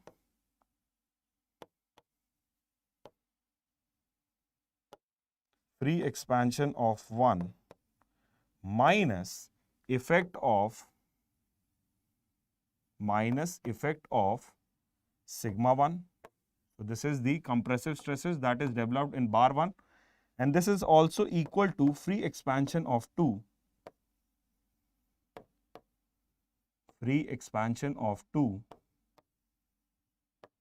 minus effect of sigma 2.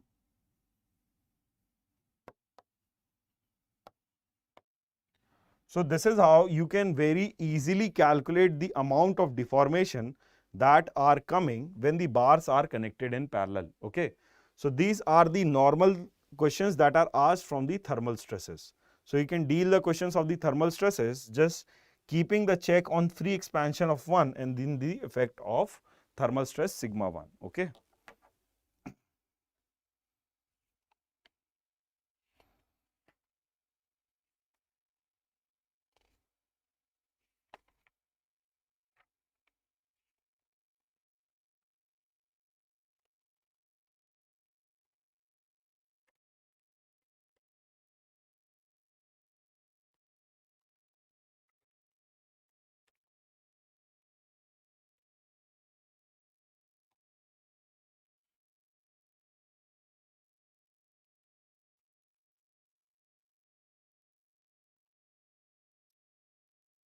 One more thing just add here, the total compressive force that is developed in bar 1 will be equal to the total tensile force that is developed in bar 2. So I'll just write this, total compressive force compressive force for 1 will be equal to tensile force for 2.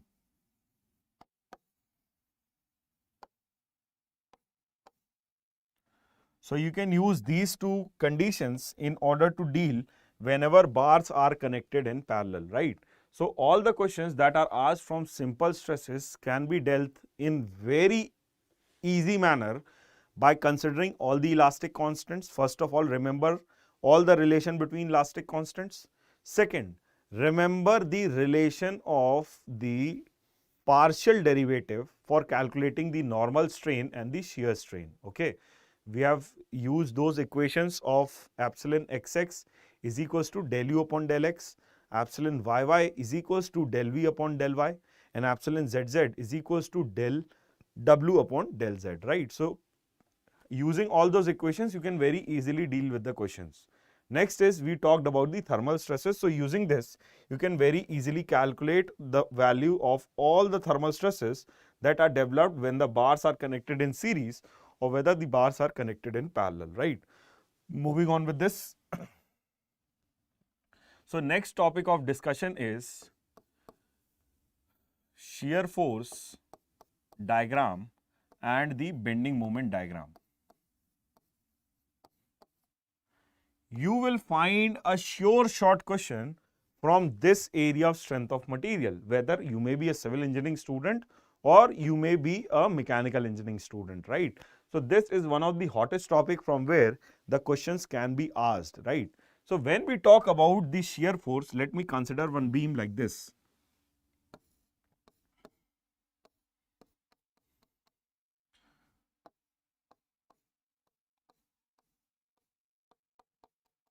Over this beam, a load is acting. So this is P1, this is P2, right? And the total length of the beam is L. This is point A and this is point B. So for drawing the shear force diagram, first of all, calculate the support reaction.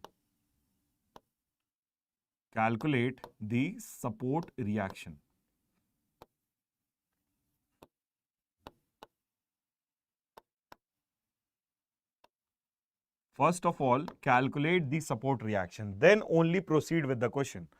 Whether it is about drawing the shear force diagram or bending moment diagram, the first thing you need to do, calculate the support reaction, okay?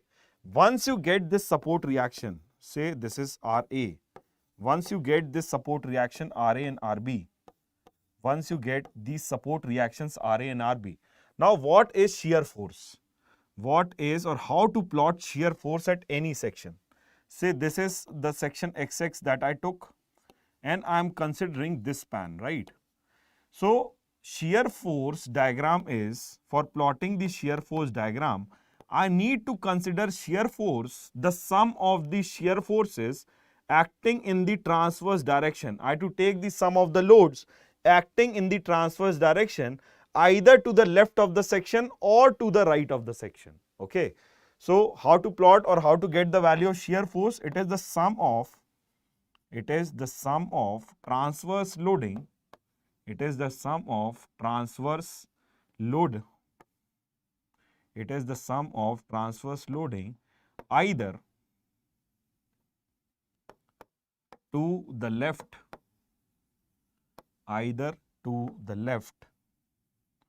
or right of the section. Either to the left or right of the section. If you are standing at XX, you can take the sum of all these transverse load acting over this beam, right?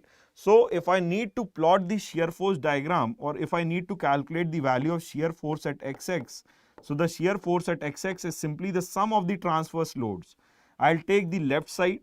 So this is equal to RA minus P1, right? So this is the value of shear force at this section XX. If I take this section, say this is section YY, if I need to calculate shear force at YY, so shear force at YY will be equal to RA minus P1 minus P2. This is the value of shear force at this section. I am again considering the left side of the section. So I'll just take the sum of all the transverse load that are acting over this beam. Okay. So this is how I can plot the shear force diagram. So for plotting the shear force diagram, you need to keep two things in your mind. First of all,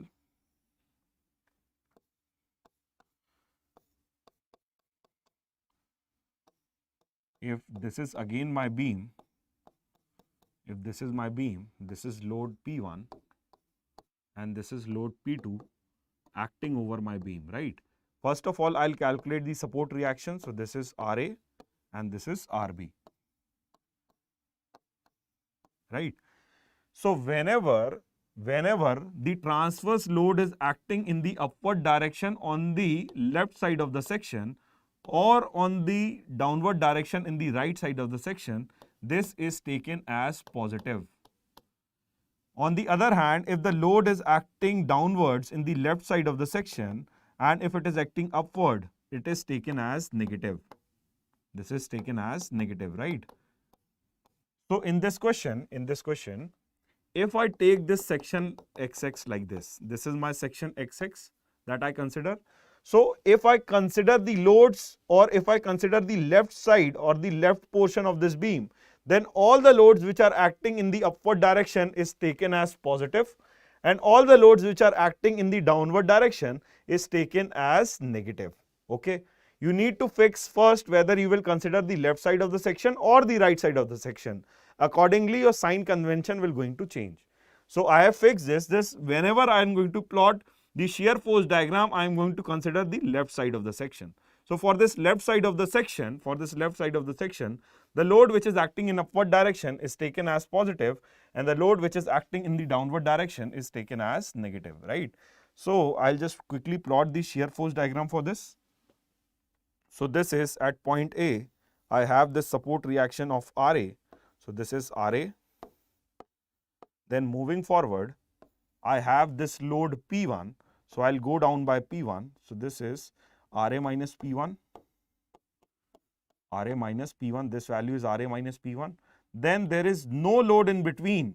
So the value of shear force diagram will be constant. Then again I have a load at P2, right? I have a load at P2. So I'll just move down by the amount of P2. So this value is RA minus P1 minus P2, right? Then there is no load between this span between P2 and RB.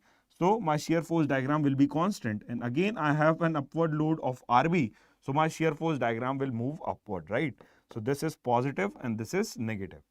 This is how you plot the shear force diagram. Okay, this is how we plot the shear force diagram. The only thing you need to keep a check is whenever the transverse load is there, you will find the strict change in the ordinate in the shear force diagram. So whenever any transverse loading is there, the ordinate will going to change. This ordinate will going to change and the value of this ordinate will be equal to the load acting at that particular section. So if I say for this P2, what is the change in this ordinate? This change in this ordinate will be equal to P2. The change in this ordinate will be equal to P1. The change in this ordinate at the starting will be equal to RA and the change in this ordinate at this last point, this is equal to RB, right? So you always keep a check whenever any transverse loading is there. Corresponding to that transverse loading, you will going to see the change in the ordinate in the shear force diagram. Is this clear to you? So due to this point load,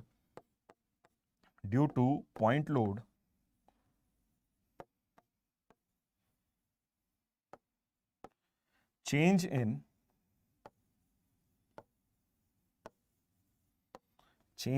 ordinate of shear force diagram will be seen.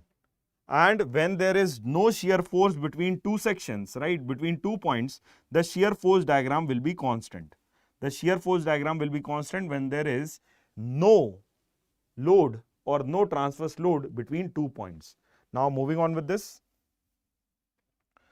So with respect to the point load, we see the abrupt change in the ordinate. On the other hand, if we have a UDL like this, right, I have a UDL like this over the beam. I have this UDL which is acting over the beam. Intensity is W kilonewton per meter. This is RA and this is RB, right?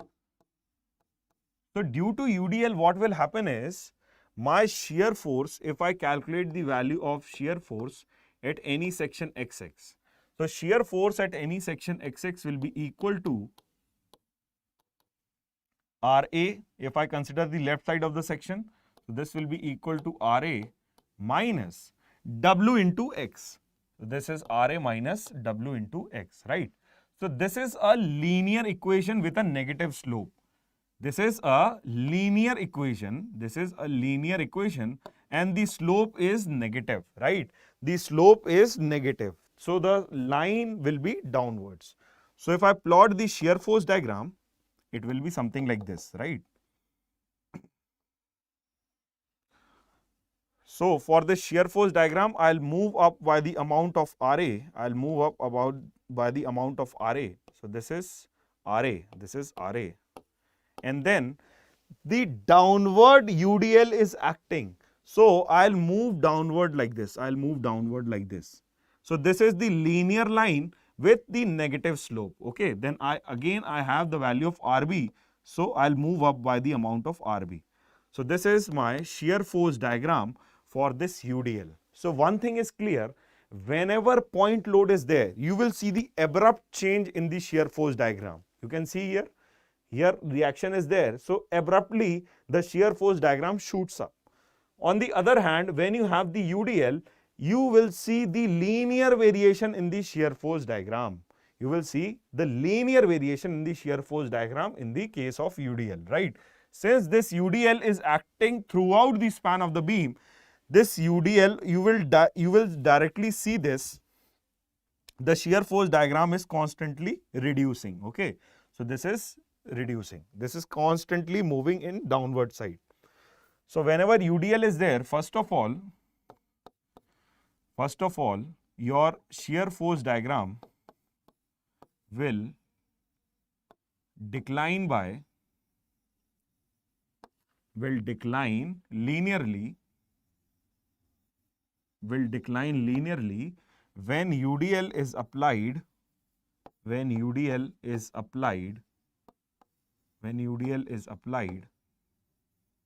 in the downward direction.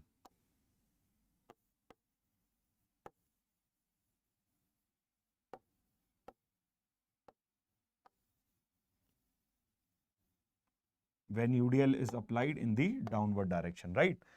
So this is how you need to tackle between the UDL, shear force diagram whenever point load is there or UDL is there. Generally in most of the questions, these two variety you will find majorly, right? Now talking about the third variety, that is your uniformly varying load.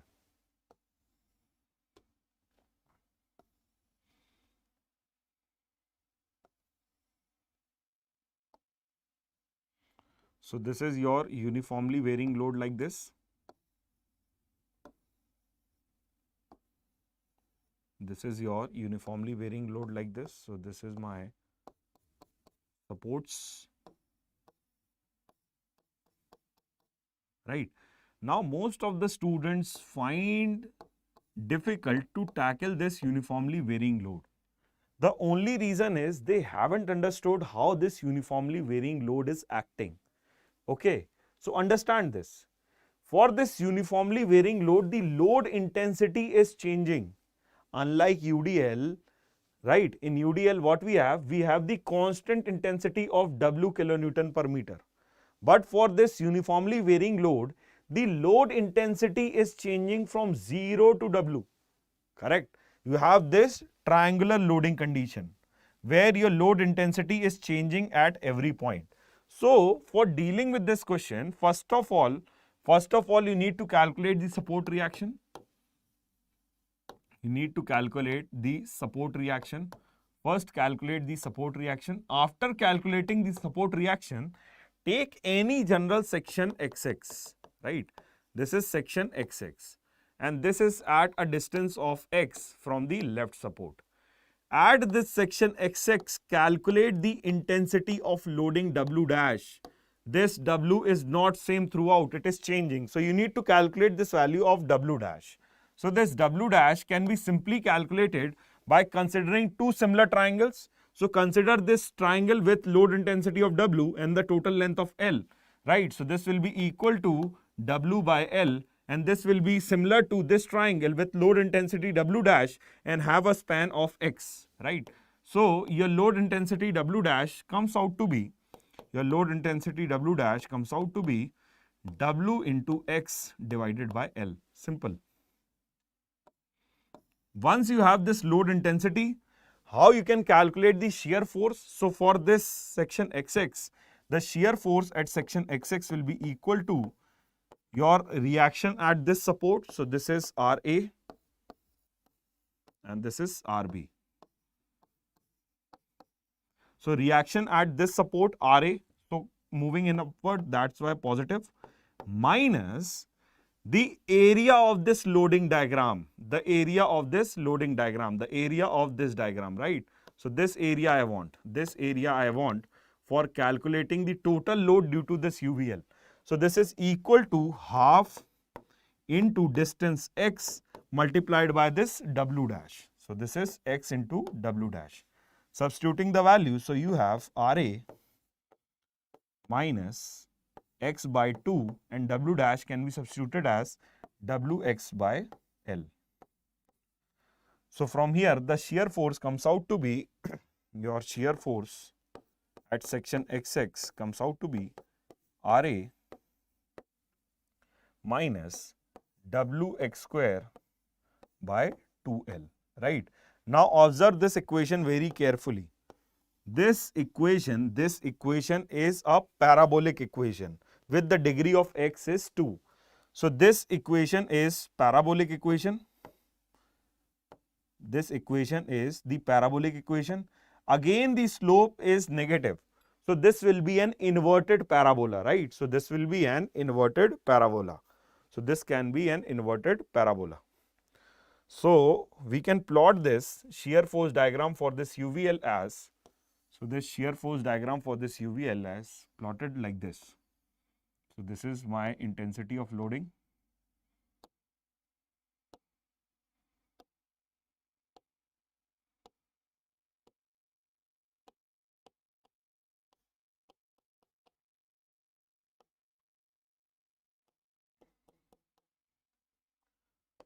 So this is an inverted parabola like this.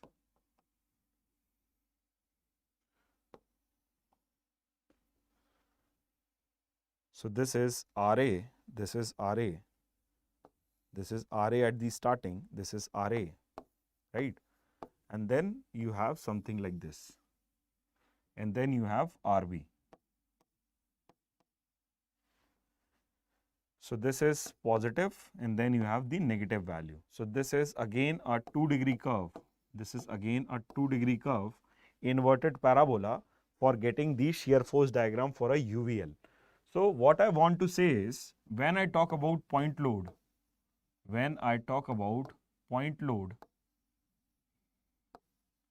you will see sudden change in ordinate.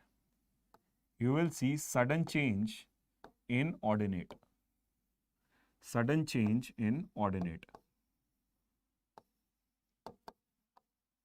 When I talk about UDL, uniformly distributed load, you will see linear change in ordinate. That is 1 degree. Linear change in ordinate.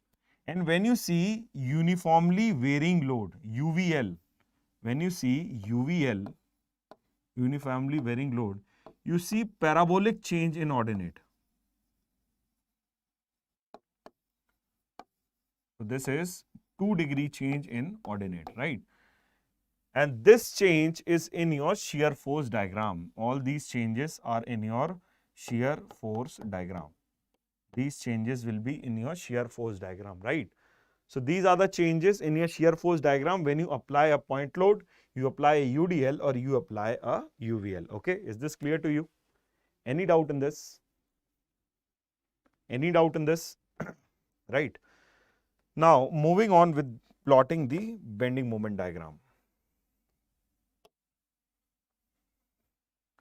So next point of discussion is bending moment diagram.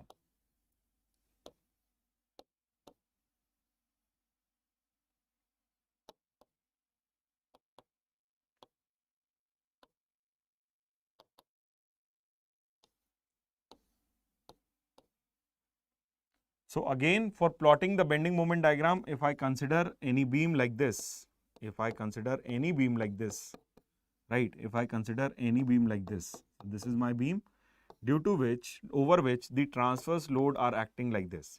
So these are my support reaction, this is RA and this is RB. We are considering one beam over which the external load is there, right? Now for calculating the bending moment at any section XX, if I need to calculate bending moment at any section XX, this bending moment will be simply the moment due to this load, transverse load with respect to this section XX. So bending moment at this section XX will be the sum of the moment due to these external loadings, right? So this is the bending moment as XX is the sum of moments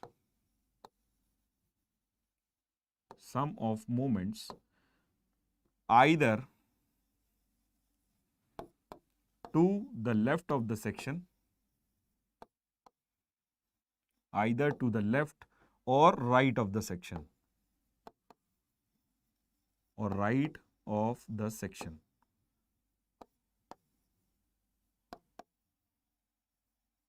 Either to the left or right of the section, right? So bending moment at distance XX can be calculated as sum of the moments either to the left of the section or to the right of the section. So this can be calculated as bending moment at distance XX is equal to, due to this RA, so this is some distance X, right? This is A, this distance is A, this distance is A and this distance is B. So first of all, due to this RA, the bending moment is RA into X. This is RA into X. So this is going upward in the clockwise direction. So this is positive. And due to this load P, the moment will be X minus A. So X minus A will be this distance. X minus A will be this distance between the load and the section. This is X minus A. This is X minus A. And this will be the lever arm for this load, right? So you can calculate the value of bending moment, sum of the bending moment using this. Now talking about the sign convention that we use for calculating the bending moment. So all the things that will be causing, all the transverse load or the moment that will be causing the sagging effect. So this is the sagging effect.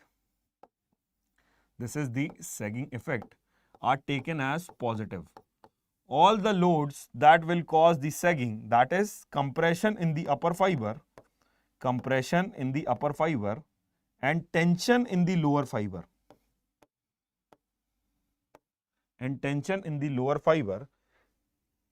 All the loads that will cause sagging are considered as or giving as positive moment, right? On the other hand, if I have the hogging effect like this, due to the moment that is there, right? So if I have the hogging effect like this, due to which tensile stresses are there on the upper side or the upper fiber and compressive stresses are there on the lower fiber, then this is termed as negative. So all the loads which are causing hogging effect will be negative. So moments which are causing hogging effect will be negative and the moments which will be causing sagging effect will be positive. As you can see in the sagging effect, the upper fiber is in compression and the upper fiber is showing some concavity, right? It is showing some concavity. For hogging, the upper fiber is showing some convexity on the upper side. So you can relate by concavity or convexity also. So if your beam is showing concavity, it means positive bending moment. If your beam is showing convexity, then it is negative bending moment or hogging effect. Okay. So this is how you calculate the bending moment. At this point A, the bending moment will be 0, and also at this point B, the bending moment will be 0, because both these supports are the hinge supports, right? So if I need to plot the bending moment diagram for this, so these two are the support reactions. This is RA, this is RB,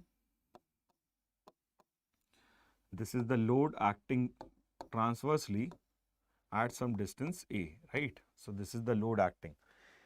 I have calculated the bending moment at any section XX, at any section XX, at any section XX as RA into X minus P into X minus A, right?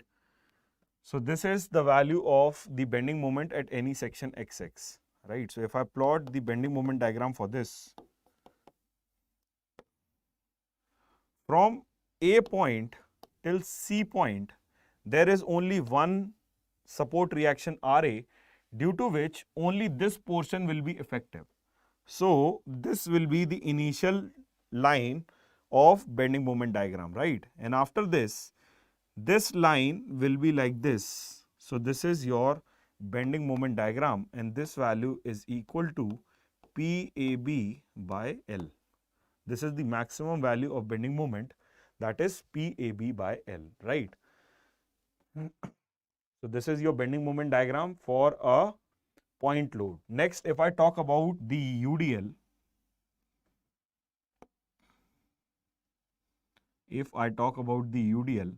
so for UDL, the bending moment diagram will be parabolic. The bending moment diagram will be something like this, right? So this is the bending moment diagram for the UDL. This is also parabolic, and the maximum value of bending moment is WL square by 8. This is WL square by 8, right? So this W is the intensity of loading for this UDL. So this is W kilonewton per meter. So the maximum value you need to also remember, this is the BM max that can come when a beam is under the action of point load.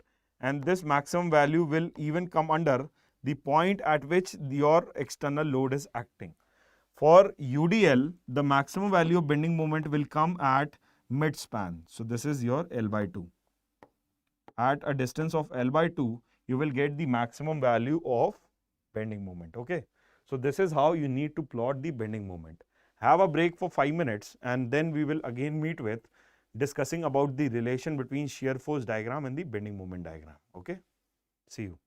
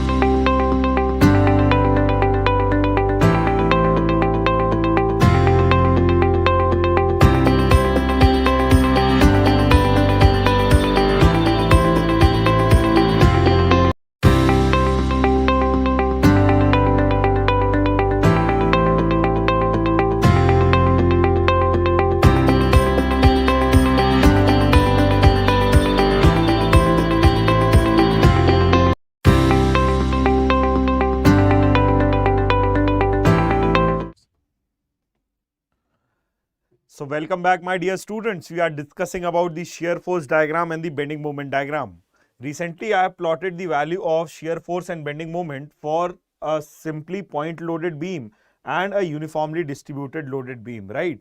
So let me just have one quick relation between shear force and bending moment for a beam having a point load acting at its having a point load acting over it, right? So let me consider this beam. For this beam, one point load is there like this. So corresponding to this point load, the shear force diagram that I get will be something like this, right? It will be something like this. This is RA, then here I'll come down by the amount of P, and then I'll move it and move up by the amount of RA. So this is RA, this is RB, and this value, this drop will be P. This drop will be P due to this external load. Similarly, if I plot the bending moment diagram for this beam, the bending moment diagram will be something like this. So your bending moment diagram will be something like this, right? At this point, I'll get the maximum value of bending moment, and then this is like this, right? So this is positive.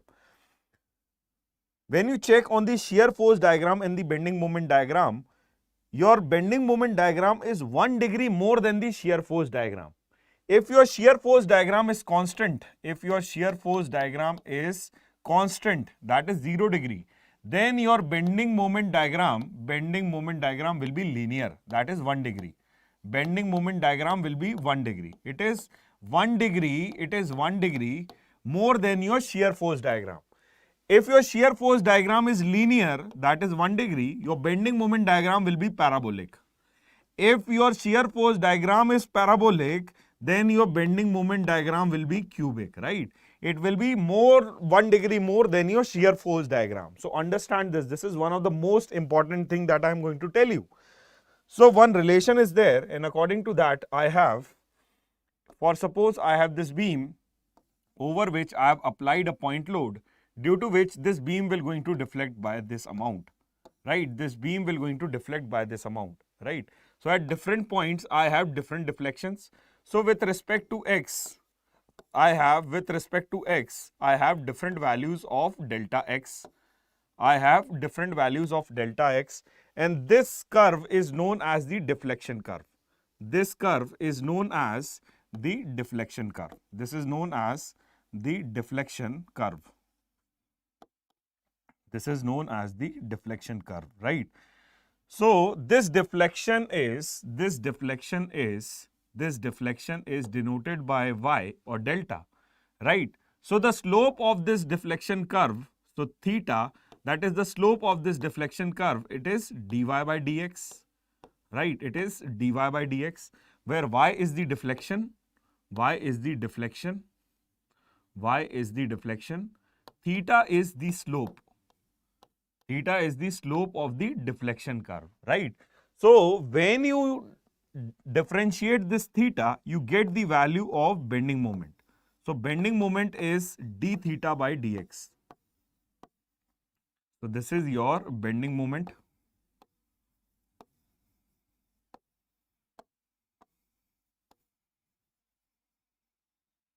Right? When you differentiate this bending moment, you get shear force. So shear force is d by dx of bending moment. And when you differentiate this shear force, you will get intensity of loading. So intensity of loading is equal to d by dx of shear force. It is equal to d by dx of shear force. Very, very important. Mark this. Very, very important with respect to GATE examination. Now I am telling you why.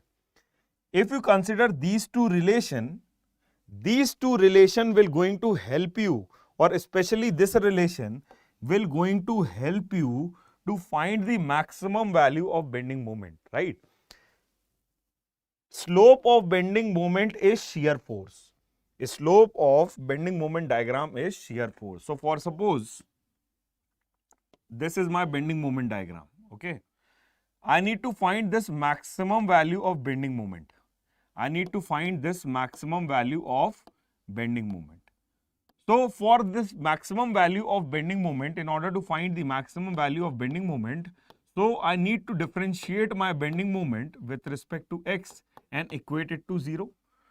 So the slope of bending moment curve, the point at which the slope of bending moment curve is 0, is the point where I'll get the maximum value of bending moment. This can be related as, for the shear force diagram, the points at which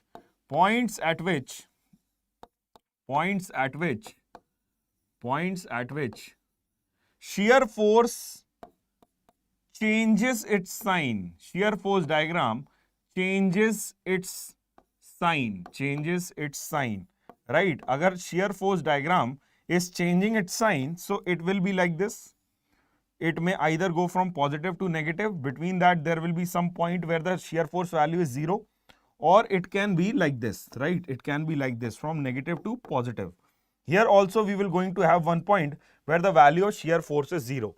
As you can analyze from this diagram, your slope of the bending moment diagram is changing from, so this is my positive value, to the negative value like this, right? So this is the negative slope. So the slope of bending moment diagram is changing from positive to negative. In between, I have one value where the slope of the bending moment diagram is 0. And you can relate directly from the shear force diagram. When the sign of the shear force diagram changes, there will be one point where the shear force will be 0, and corresponding to this point only, you will get the maximum value of bending moment, right? So in order to get the maximum value of bending moment, or the point at which you will get the maximum value of bending moment, just check whether at which point the shear force is changing its sign, either from positive to negative or from negative to positive. Okay. So this is how you can get the value of maximum value of bending moment and the position at which you will get the maximum value of bending moment. So I'll just write this: for finding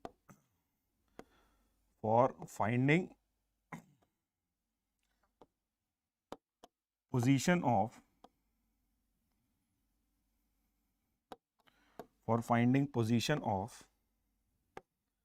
maximum value of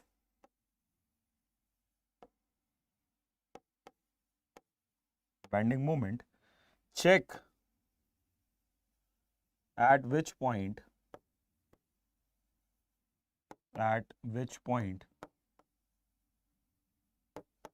shear force is changing its sign.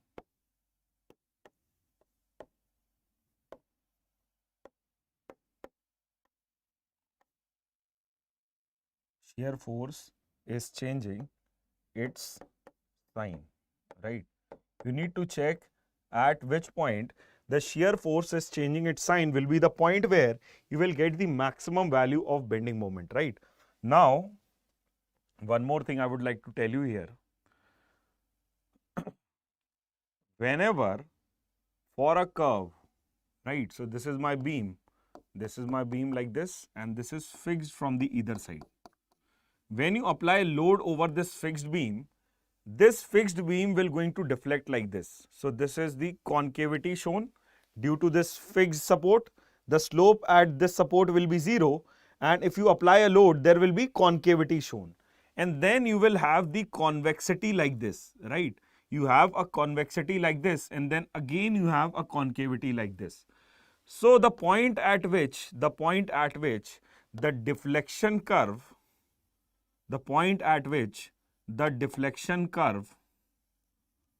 changes its shape is known as point of contraflexure.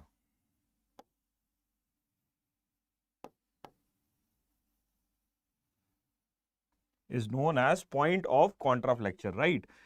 And this point of contraflexure comes when the deflection shape either changes from concavity to convexity,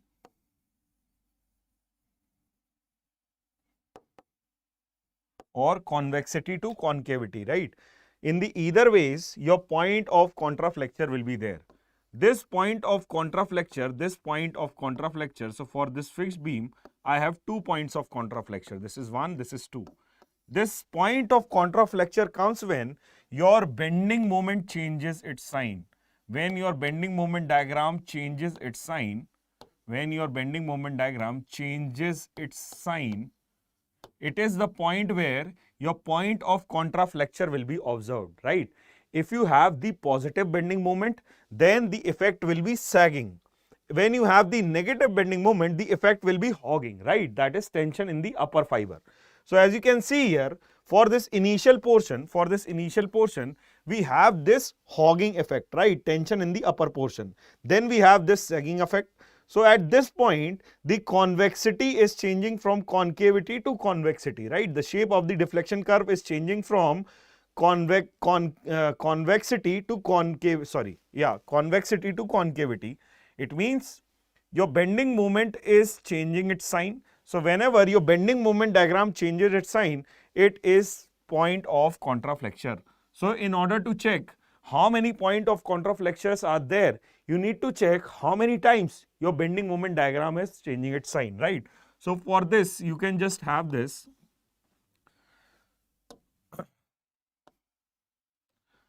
So this can be your bending moment diagram for this. This can be your bending moment diagram for this beam, right? So this is positive, then you have negative, then you have positive, right? So for this beam, right? So since the bending moment diagram is changing its sign from positive to negative, you have this one point of contraflexure and another point of contraflexure. This is just an example, not the exact bending moment diagram. This is just an example. This is not the bending moment diagram for this beam. It is just an example, right? So if you have a bending moment diagram like this, you need to check at how many points your bending moment diagram is changing its sign. So the point at which the bending moment diagram is changing its sign are the point of contraflexure. So these two are the point of contraflexure. So one is this and the other one is this, right? So these two are the point of contraflexure. So in order to check where you will get the maximum bending moment, check the point at which you are getting the zero value of the shear force. The point at which you will get the zero value of shear force will be the place where you will get the maximum value of the bending moment. Okay. So hopefully this is clear to you. Any doubt in this? Is this clear to you? Is this clear? Any doubt in this? Okay. Moving forward with this. So this is all about your shear force and bending moment diagram. Next is your bending stresses.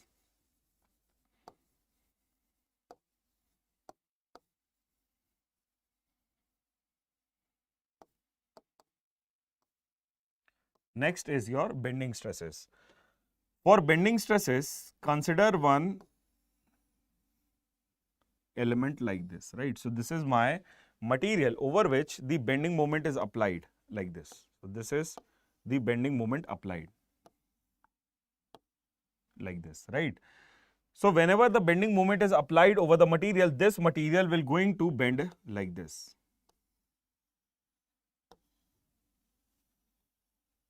So this is how the material will going to bend. When we talk about bending stresses or the theory of pure bending, we have few assumptions. First assumption is your plane section remains plane after bending. Your plane section that was earlier at this place, it remains plane after bending. There is no distortion of the shape of the plane cross section. Okay, so there is no distortion, due to which the strain diagram that you will get for this beam will be something like this. Your strain diagram will be like this, right? So this is my neutral axis. So my strain diagram will be like this. I'll just take some another color. So this will be my strain diagram.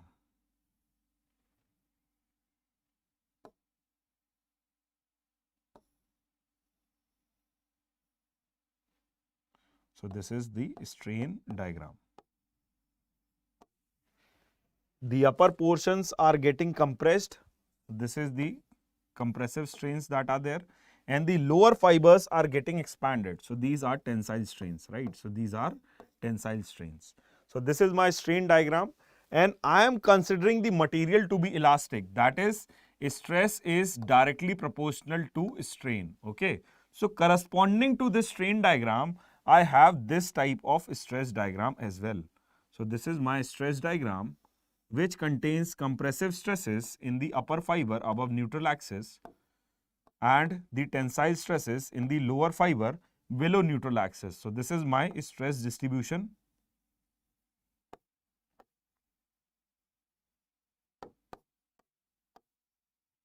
So this is the stress distribution that is happening for this type of moment which is applied over the section. Okay. Now one thing I would like to tell you here, all these stresses are acting normal to this cross-sectional plane. Okay, if you consider this cross-sectional plane, or if you consider this only the cross-sectional plane, all these stresses are acting normal to this cross-section plane. So the bending stresses are normal stresses. Bending stresses are normal stresses. These are normal stresses. Bending stresses are normal stress. Okay. Bending stress are normal stress. So first thing is, bending stress is normal stress. Now this bending stress, as you can see here, it is varying with respect to the neutral axis. If you consider any fiber at a distance of y above the neutral axis, the value of your bending stress is varying, right? So this can be calculated using the bending equation, and according to bending equation, your m upon I is equals to E upon R is equals to sigma upon y.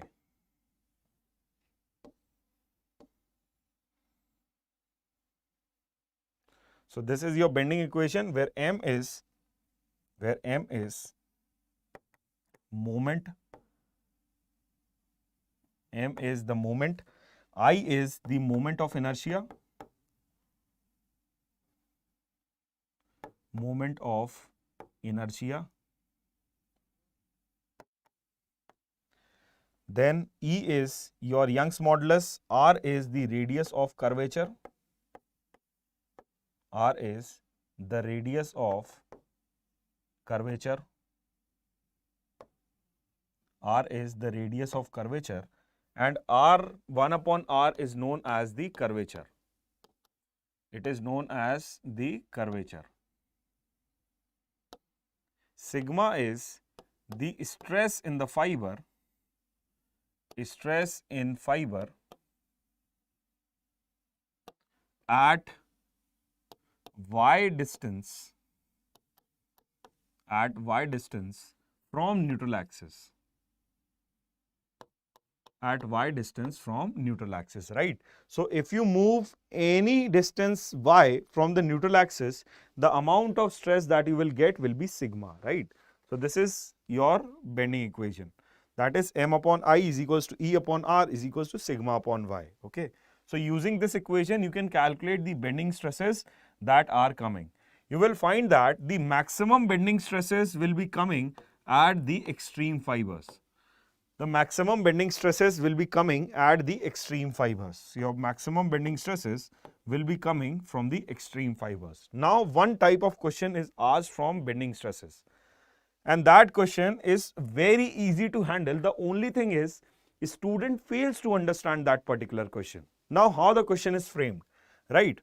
For suppose, if I say in a particular question, so I'll just remove this.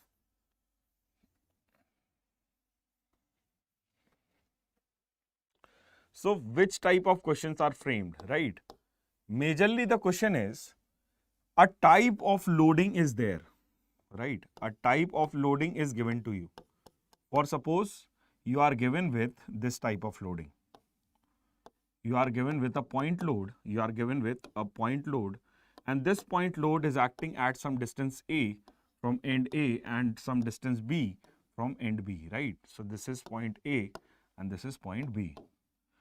Now you are asked to calculate the maximum bending stress that is coming over this beam, right? You are also given with the dimension of this cross section. So this is the cross section given. Say this is B and this is D, right? So these are the dimensions of the cross section that is given to you. You are asked to calculate the value of maximum bending stress, maximum bending stress that will be coming over this beam, right? You are asked to calculate the value of maximum bending stress that will be coming over this beam. Now, how to deal with this question? In order to dealing with this question, first find out the point where maximum bending moment is coming due to this external load, due to which you need to plot the bending moment diagram. You need to plot the bending moment diagram, and in the bending moment diagram, you can simply plot it like this. And you know that the maximum value of bending moment will be coming under this point load, and this value will be equal to PAB by L. Similarly, for other loading, you can calculate the value of maximum bending moment. First of all, calculate the maximum bending moment, okay? Then only corresponding to this maximum bending moment, we can calculate the value of maximum bending stress, okay? First step is calculate the location and the total value of maximum bending moment. We have calculated maximum bending moment. Next is consider this cross section. Consider this cross section, and the width of this cross section is B and its depth is D. This depth is D. This depth is D, right? So this is the depth of your cross section. Now, for this cross section, this will be my neutral axis and this will be passing at a distance of D by 2. So this will be passing at a distance of D by 2 like this. Plot the stress diagram or the stress distribution for this, right? Plot the stress distribution. So this will be my stress distribution. And from this stress distribution, one thing is clear, that my sigma max will be coming at the extreme fibers. My sigma max will be coming at the extreme fiber, and this distance is D by 2 from the neutral axis. This distance is D by 2 from the neutral axis. Now what you have to do is, using the simple relation sigma upon y is equals to m upon I, using the relation sigma upon y is equals to m upon I, calculate this value of sigma max. Now how easy it is to calculate this sigma max, right? So what you need to do is, substitute y is equals to D by 2, I is equals to B D cube divided by 12. As this is my cross section and my neutral axis is cutting this depth D, so I'll take the cube of this depth D and this will be BD cube by 12, right? Then I have the value of M as maximum bending moment. M will be BM max and this is nothing but PAB by L, right? For this question, it is PAB by L. For different type of loading, you need to calculate this maximum value of bending moment, then only continue with this, okay? Now moving on with this. You have all these values, just substitute all these values and get the value of sigma max. So sigma max is equals to this PAB by L, that is M multiplied by y, which is nothing but D by 2 divided by I, that is B D cube divided by 12, right? So this is how you can easily calculate the value of sigma max, and this is one of the most favorite question in GATE examination. You may see this variety of questions asked for multiple number of times. So just go with this type of variety. For this type of variety, you need to first of all calculate the value of BM max. If you have cracked this with BM max, you can easily find out the value of maximum bending stresses that will be coming over this beam. For any rectangular cross section, the extreme stresses or the maximum stresses will be coming over the extreme fibers only. Is this okay? Is this clear? Shall we move on? Shall we move on with this? Okay, now.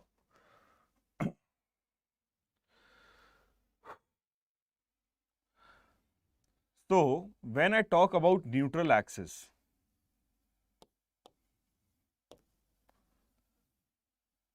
since we are dealing in elastic analysis, we are considering only elastic point of loading. So this neutral axis can be replaced as centroidal axis. You can interchangeably use these two words because the analysis is elastic, right? If it had been plastic analysis, if it had been plastic analysis, this axis is known as equal area axis, right? And it divides the cross section,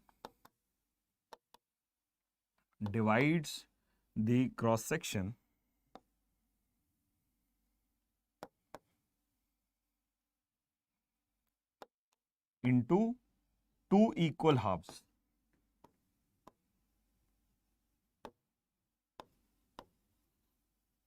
It divides the cross section into two equal halves. We will just now see how we are talking about the plastic analysis and the elastic analysis separately, right? So generally, if I have this section like this,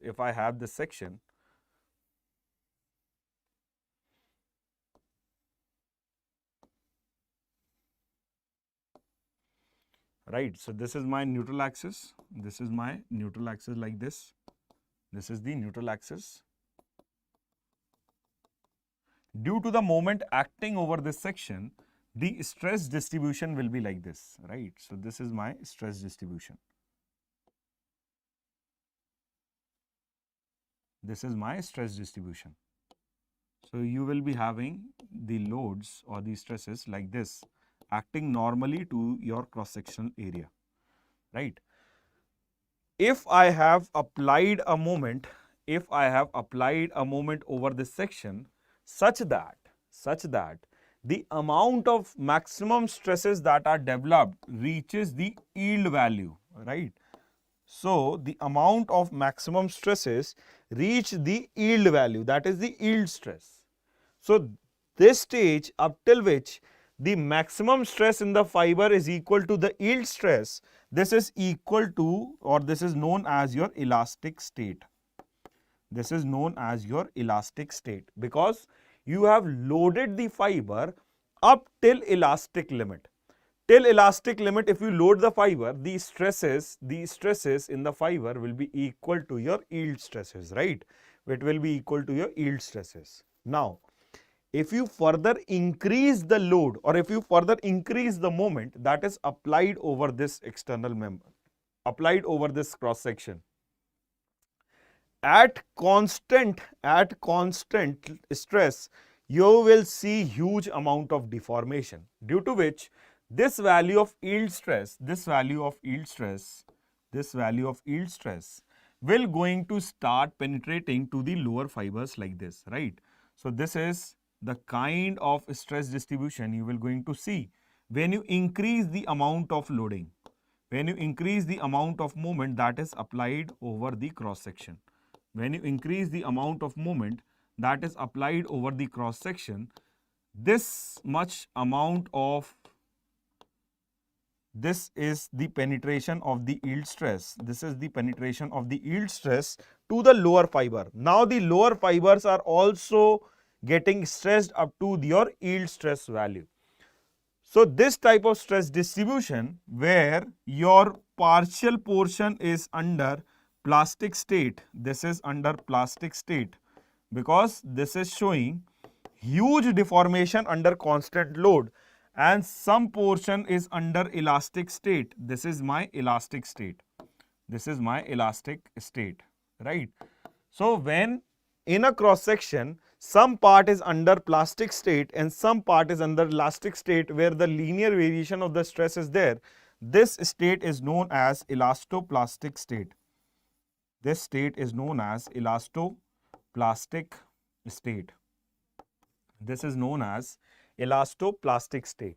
Now, on further increasing the load or the moment, this yield stress will penetrate up to these yield stress will penetrate throughout the entire depth. These yield stress will penetrate throughout the entire depth, and this type of stress distribution you will see. You will see this type of stress distribution, right? So this is your yield stress,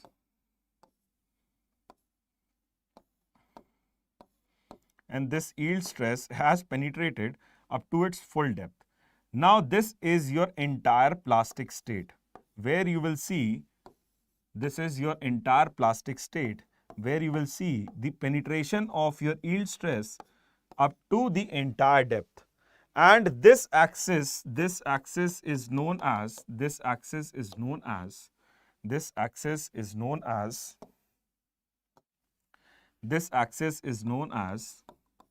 your equal area axis. This is known as equal area axis. This axis is known as equal area axis because this will going to divide this entire cross-sectional area into two equal halves, right? So if your cross-sectional area is rectangular, your neutral axis and the equal area axis will going to coincide each other. But if your cross-section is triangular, then your equal area axis and your centroidal or neutral axis will be different, right? So we will be dealing only in the elastic state. We will be dealing only in the elastic state, right? We will be only dealing in the elastic state. We will be only dealing in the elastic state, okay? We will be only dealing in the elastic state. So this is the basic difference between your neutral axis. This is your neutral axis and this one is your equal area axis. Neutral axis can be replaced or can be said as the centroidal axis, and your equal area axis divides the area into two equal halves, okay? So hopefully I think this is clear to you. This is clear to you, right? Now moving on with this. Next is your, what I should say, composite members.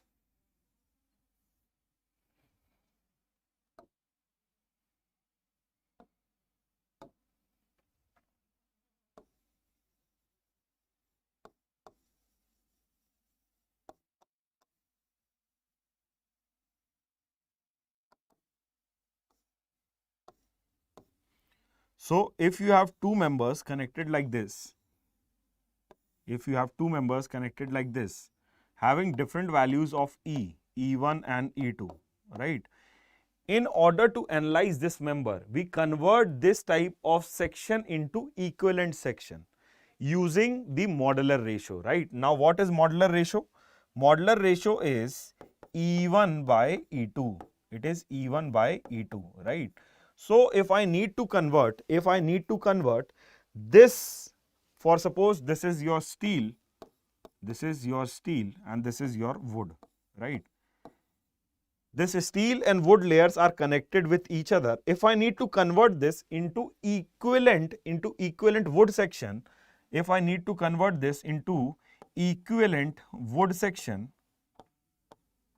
so what I will do is, I will just increase the length. Say this is the width B, right, and depth D of the entire section. So for this part of steel, I'll multiply with M of this width, right? So equivalent section will be like this.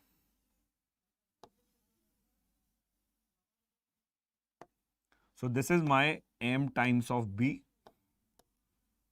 This is my M times of B and this is again B.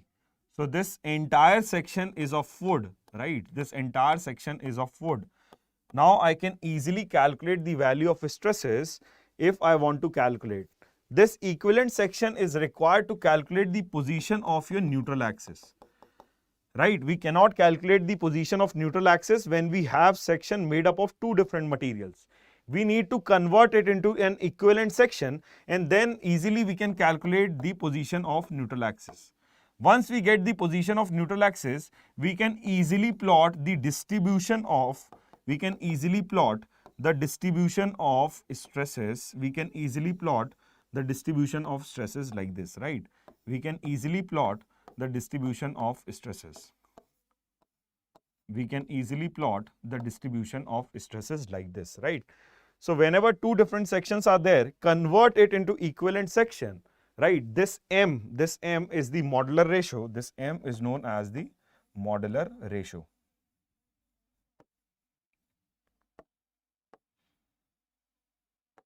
This M is known as the modular ratio, right? So from bending stresses, directly the question from the bending equation is there, and sometimes a question from a composite member can be asked.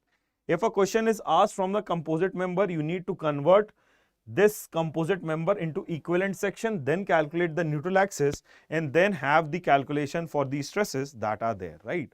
So this is all about bending stresses. Let's move forward with shear stresses.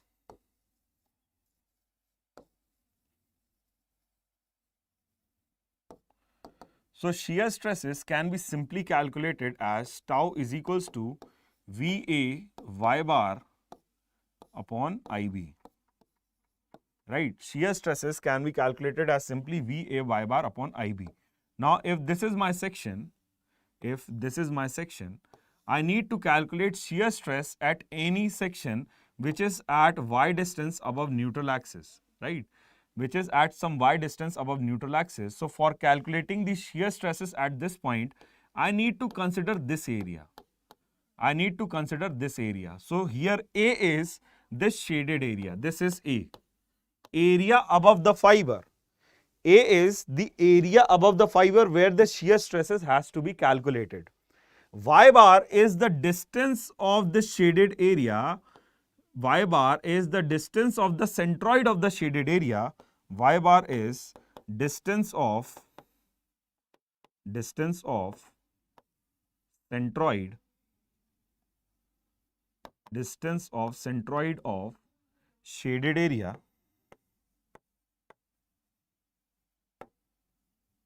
with neutral axis, right? So this is my y bar. I is the moment of inertia about this neutral axis, and B is the width of the section at this particular fiber. V is the width of the section at this particular fiber. For suppose I have this triangular section like this, and I need to find out the shear stresses. At some distance y from the neutral axis. So this is at some distance y. I need to find out the shear stresses. So what I need to consider? I need to consider this area. This area is A. The width of this fiber, this width is B. This is B, right? Then I need to find out the moment of inertia of this entire cross section about this axis. Okay. Then y bar is the distance of the centroid, of this triangular section, shaded triangular section with the neutral axis. So this is my y bar. Right? So accordingly, you can substitute the value of shear stresses. To get the value of shear stresses. Now, usually the shear stress variation for some of the section is. So when I talk about the rectangular section, the shear stress variation is something like this. It is zero at the extreme fibers, but you will going to have the maximum value of shear stress at its neutral axis, right? So this is the maximum value of shear stress that you will get. Similarly, one thing I would like to tell you here, tau is equals to VA y bar divided by IB. So I can directly say my shear stress is inversely proportional to the width of the section. If the width of the section is more, my shear stress value will be less, and if the width of the section is less, my shear stress value will be more. So if I need to plot the shear stress variation for this T section, like this, I have a T section like this, and if I need to plot the shear stress variation, this shear stress variation will be like this.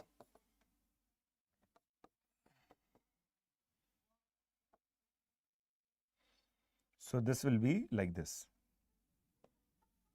right? Then at this section, it will going to increase. Like this, and then finally it will be like this, right? So this is my shear stress variation for a T section. Similarly, if I need to draw the shear stress variation for an I section, it will be like this.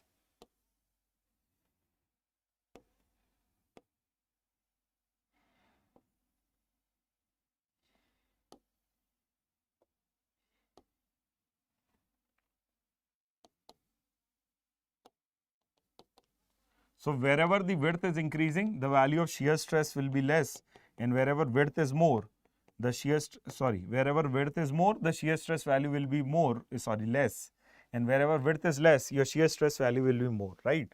So for this section, your shear stress variation will be like this. Your shear stress variation will be like this. Since the width is more, your shear stress variation less starting from 0, then the value of shear stress will going to be more due to less width, and then you will going to have variation like this,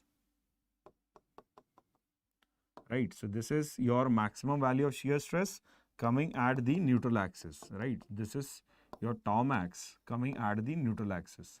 Then again the value of shear stress will going to reduce. The value of shear stress will going to reduce, and you have this variation. This is 0 and this.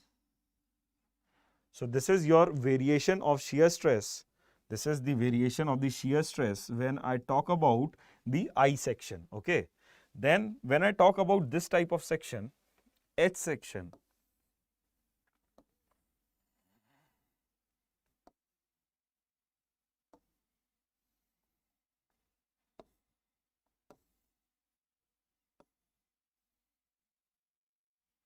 when I talk about this H section, right? This is H section.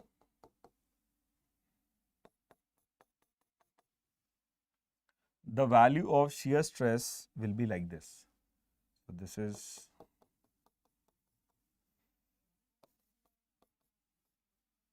this will be like this. Since the width of the section is less, the value of shear stress will be more. Since the width of the section is more, so value of shear stress will be less in the middle. So this will be like this. And finally, it will going to increase, and then it will be like this. So this is your shear stress variation for an H section, right?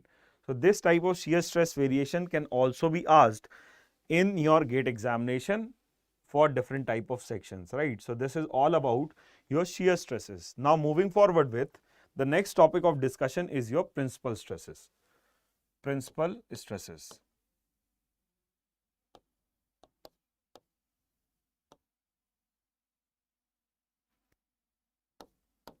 Now understand this very carefully. If I take a stress block, and over this stress block, your normal stresses sigma x and sigma y are there. Your normal stresses sigma x and sigma y are there. And along with it, you have the shear stresses acting over this. You have shear stresses acting over this, right?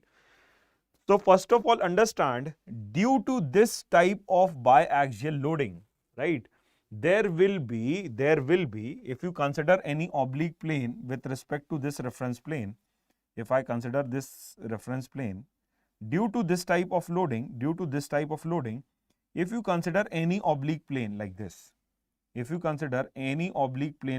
right, which is inclined at some angle theta with this reference plane, this is my reference plane. This is reference plane. With respect to this reference plane, if I consider some oblique plane, due to this type of biaxial loading, there will be some shear stresses, and normal stresses, coming over this plane, right? When you change the value of theta, you will get different values of sigma n and tau. For different values of theta, you will get the different values of the normal and the shear stress on the oblique plane. There will be two values of theta for which the value of shear stresses will be 0. So the thing I would like to say is, planes over which the shear stresses are not present are termed as principal planes, right? So what are principal planes? Planes over which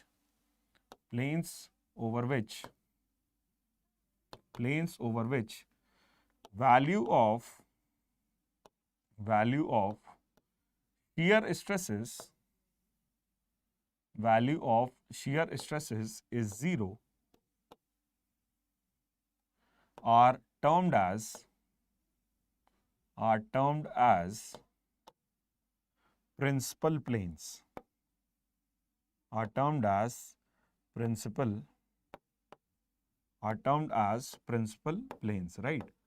Are termed as principal plane. And the normal stress acting over these principal planes, normal stress acting over these principal plane are termed as principal stresses. They are termed as principal stresses. They are termed as principal stresses, right? So the normal stresses acting over the principal plane are termed as principal stresses. So I hope this is clear to you. Due to this type of biaxial loading, if you consider any oblique plane with respect to the reference plane, you will get different values of shear stress and the normal stress. Okay, there will be two values of theta for which the value of shear stresses will be 0 in this type of loading condition. For biaxial loading condition, there will be two planes for which the value of shear stresses will be 0. Okay, the planes over which the value of shear stresses is 0 are termed as principal plane, and the normal stress acting over these principal planes are known as principal stresses. The value of this principal stresses can be calculated as your sigma 1 and sigma 2 can be calculated as sigma x plus sigma y by 2 plus minus under root sigma x minus sigma y by 2 the whole square plus tau xy the whole square, right? So this is the value of sigma 1 and sigma 2. When I talk about sigma 1, it is sigma x plus sigma y by 2 plus under root sigma x minus sigma y by 2 the whole square plus tau xy square, right? So this is your sigma 1. Similarly, your sigma 2 is sigma x plus sigma y by 2 minus under root sigma x minus sigma y by 2 the whole square plus tau xy the whole square, right? So this is the value of your sigma 1 and sigma 2, right?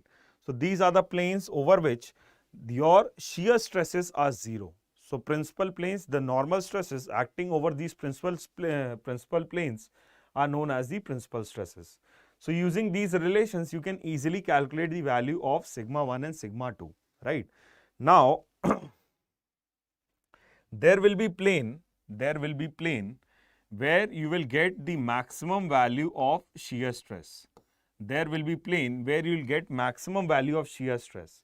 But the thing is, the plane in which the maximum value of shear stress is there, in that plane you will have some value of normal stress. So first of all, the maximum value of shear stress tau can be calculated as your tau max is calculated as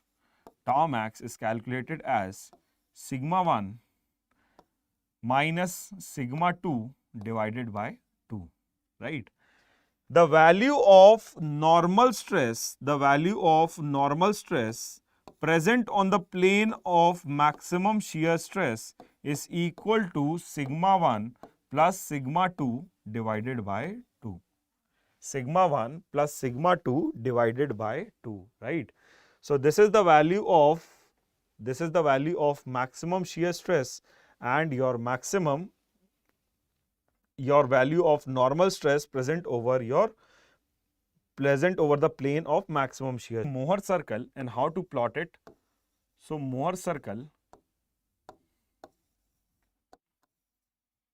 for this principal planes can be easily plotted as, I am considering both sigma 1 and sigma 2 to be positive.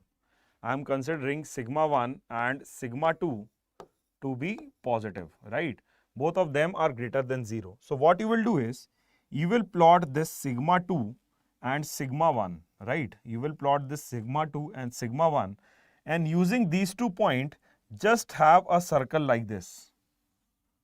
Just have a circle like this, right? So these 2 points will be, the diameter. These 2 points will be the diameter. I'll just draw this properly.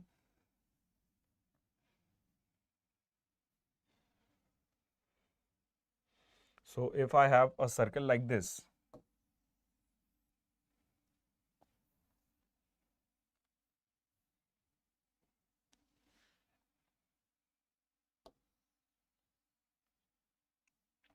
right? So this value will be sigma 2 comma 0.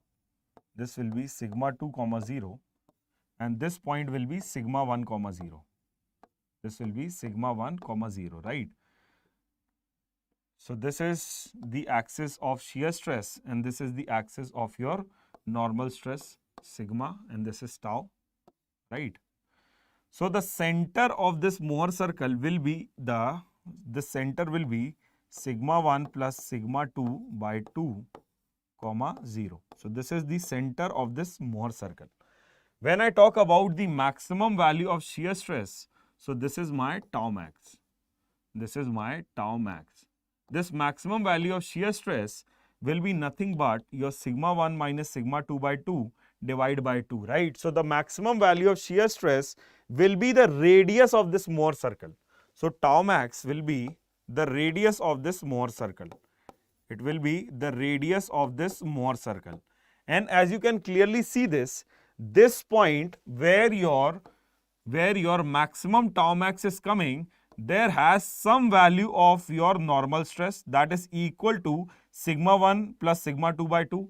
So if I need to plot the coordinates of this point, this will be sigma 1 plus sigma 2 by 2, comma sigma 1 minus sigma 2 by 2. And you can see very well the points where the normal principal stresses are coming, the value of shear stress is 0. The value of shear stress is 0. But you will have some value of normal stress on the plane of maximum shear stress. So hopefully this Mohr circle of principal stresses is clear to you. Okay. So we have discussed about the important points with respect to the subject of strength of material. I hope these points will going to help you in your GATE journey, and I wish you all the best for upcoming GATE examination on Sunday for mechanical engineering students and on 12th for civil engineering students. So all the best from my side. Do well in your examination and happy preparing. Thank you so much.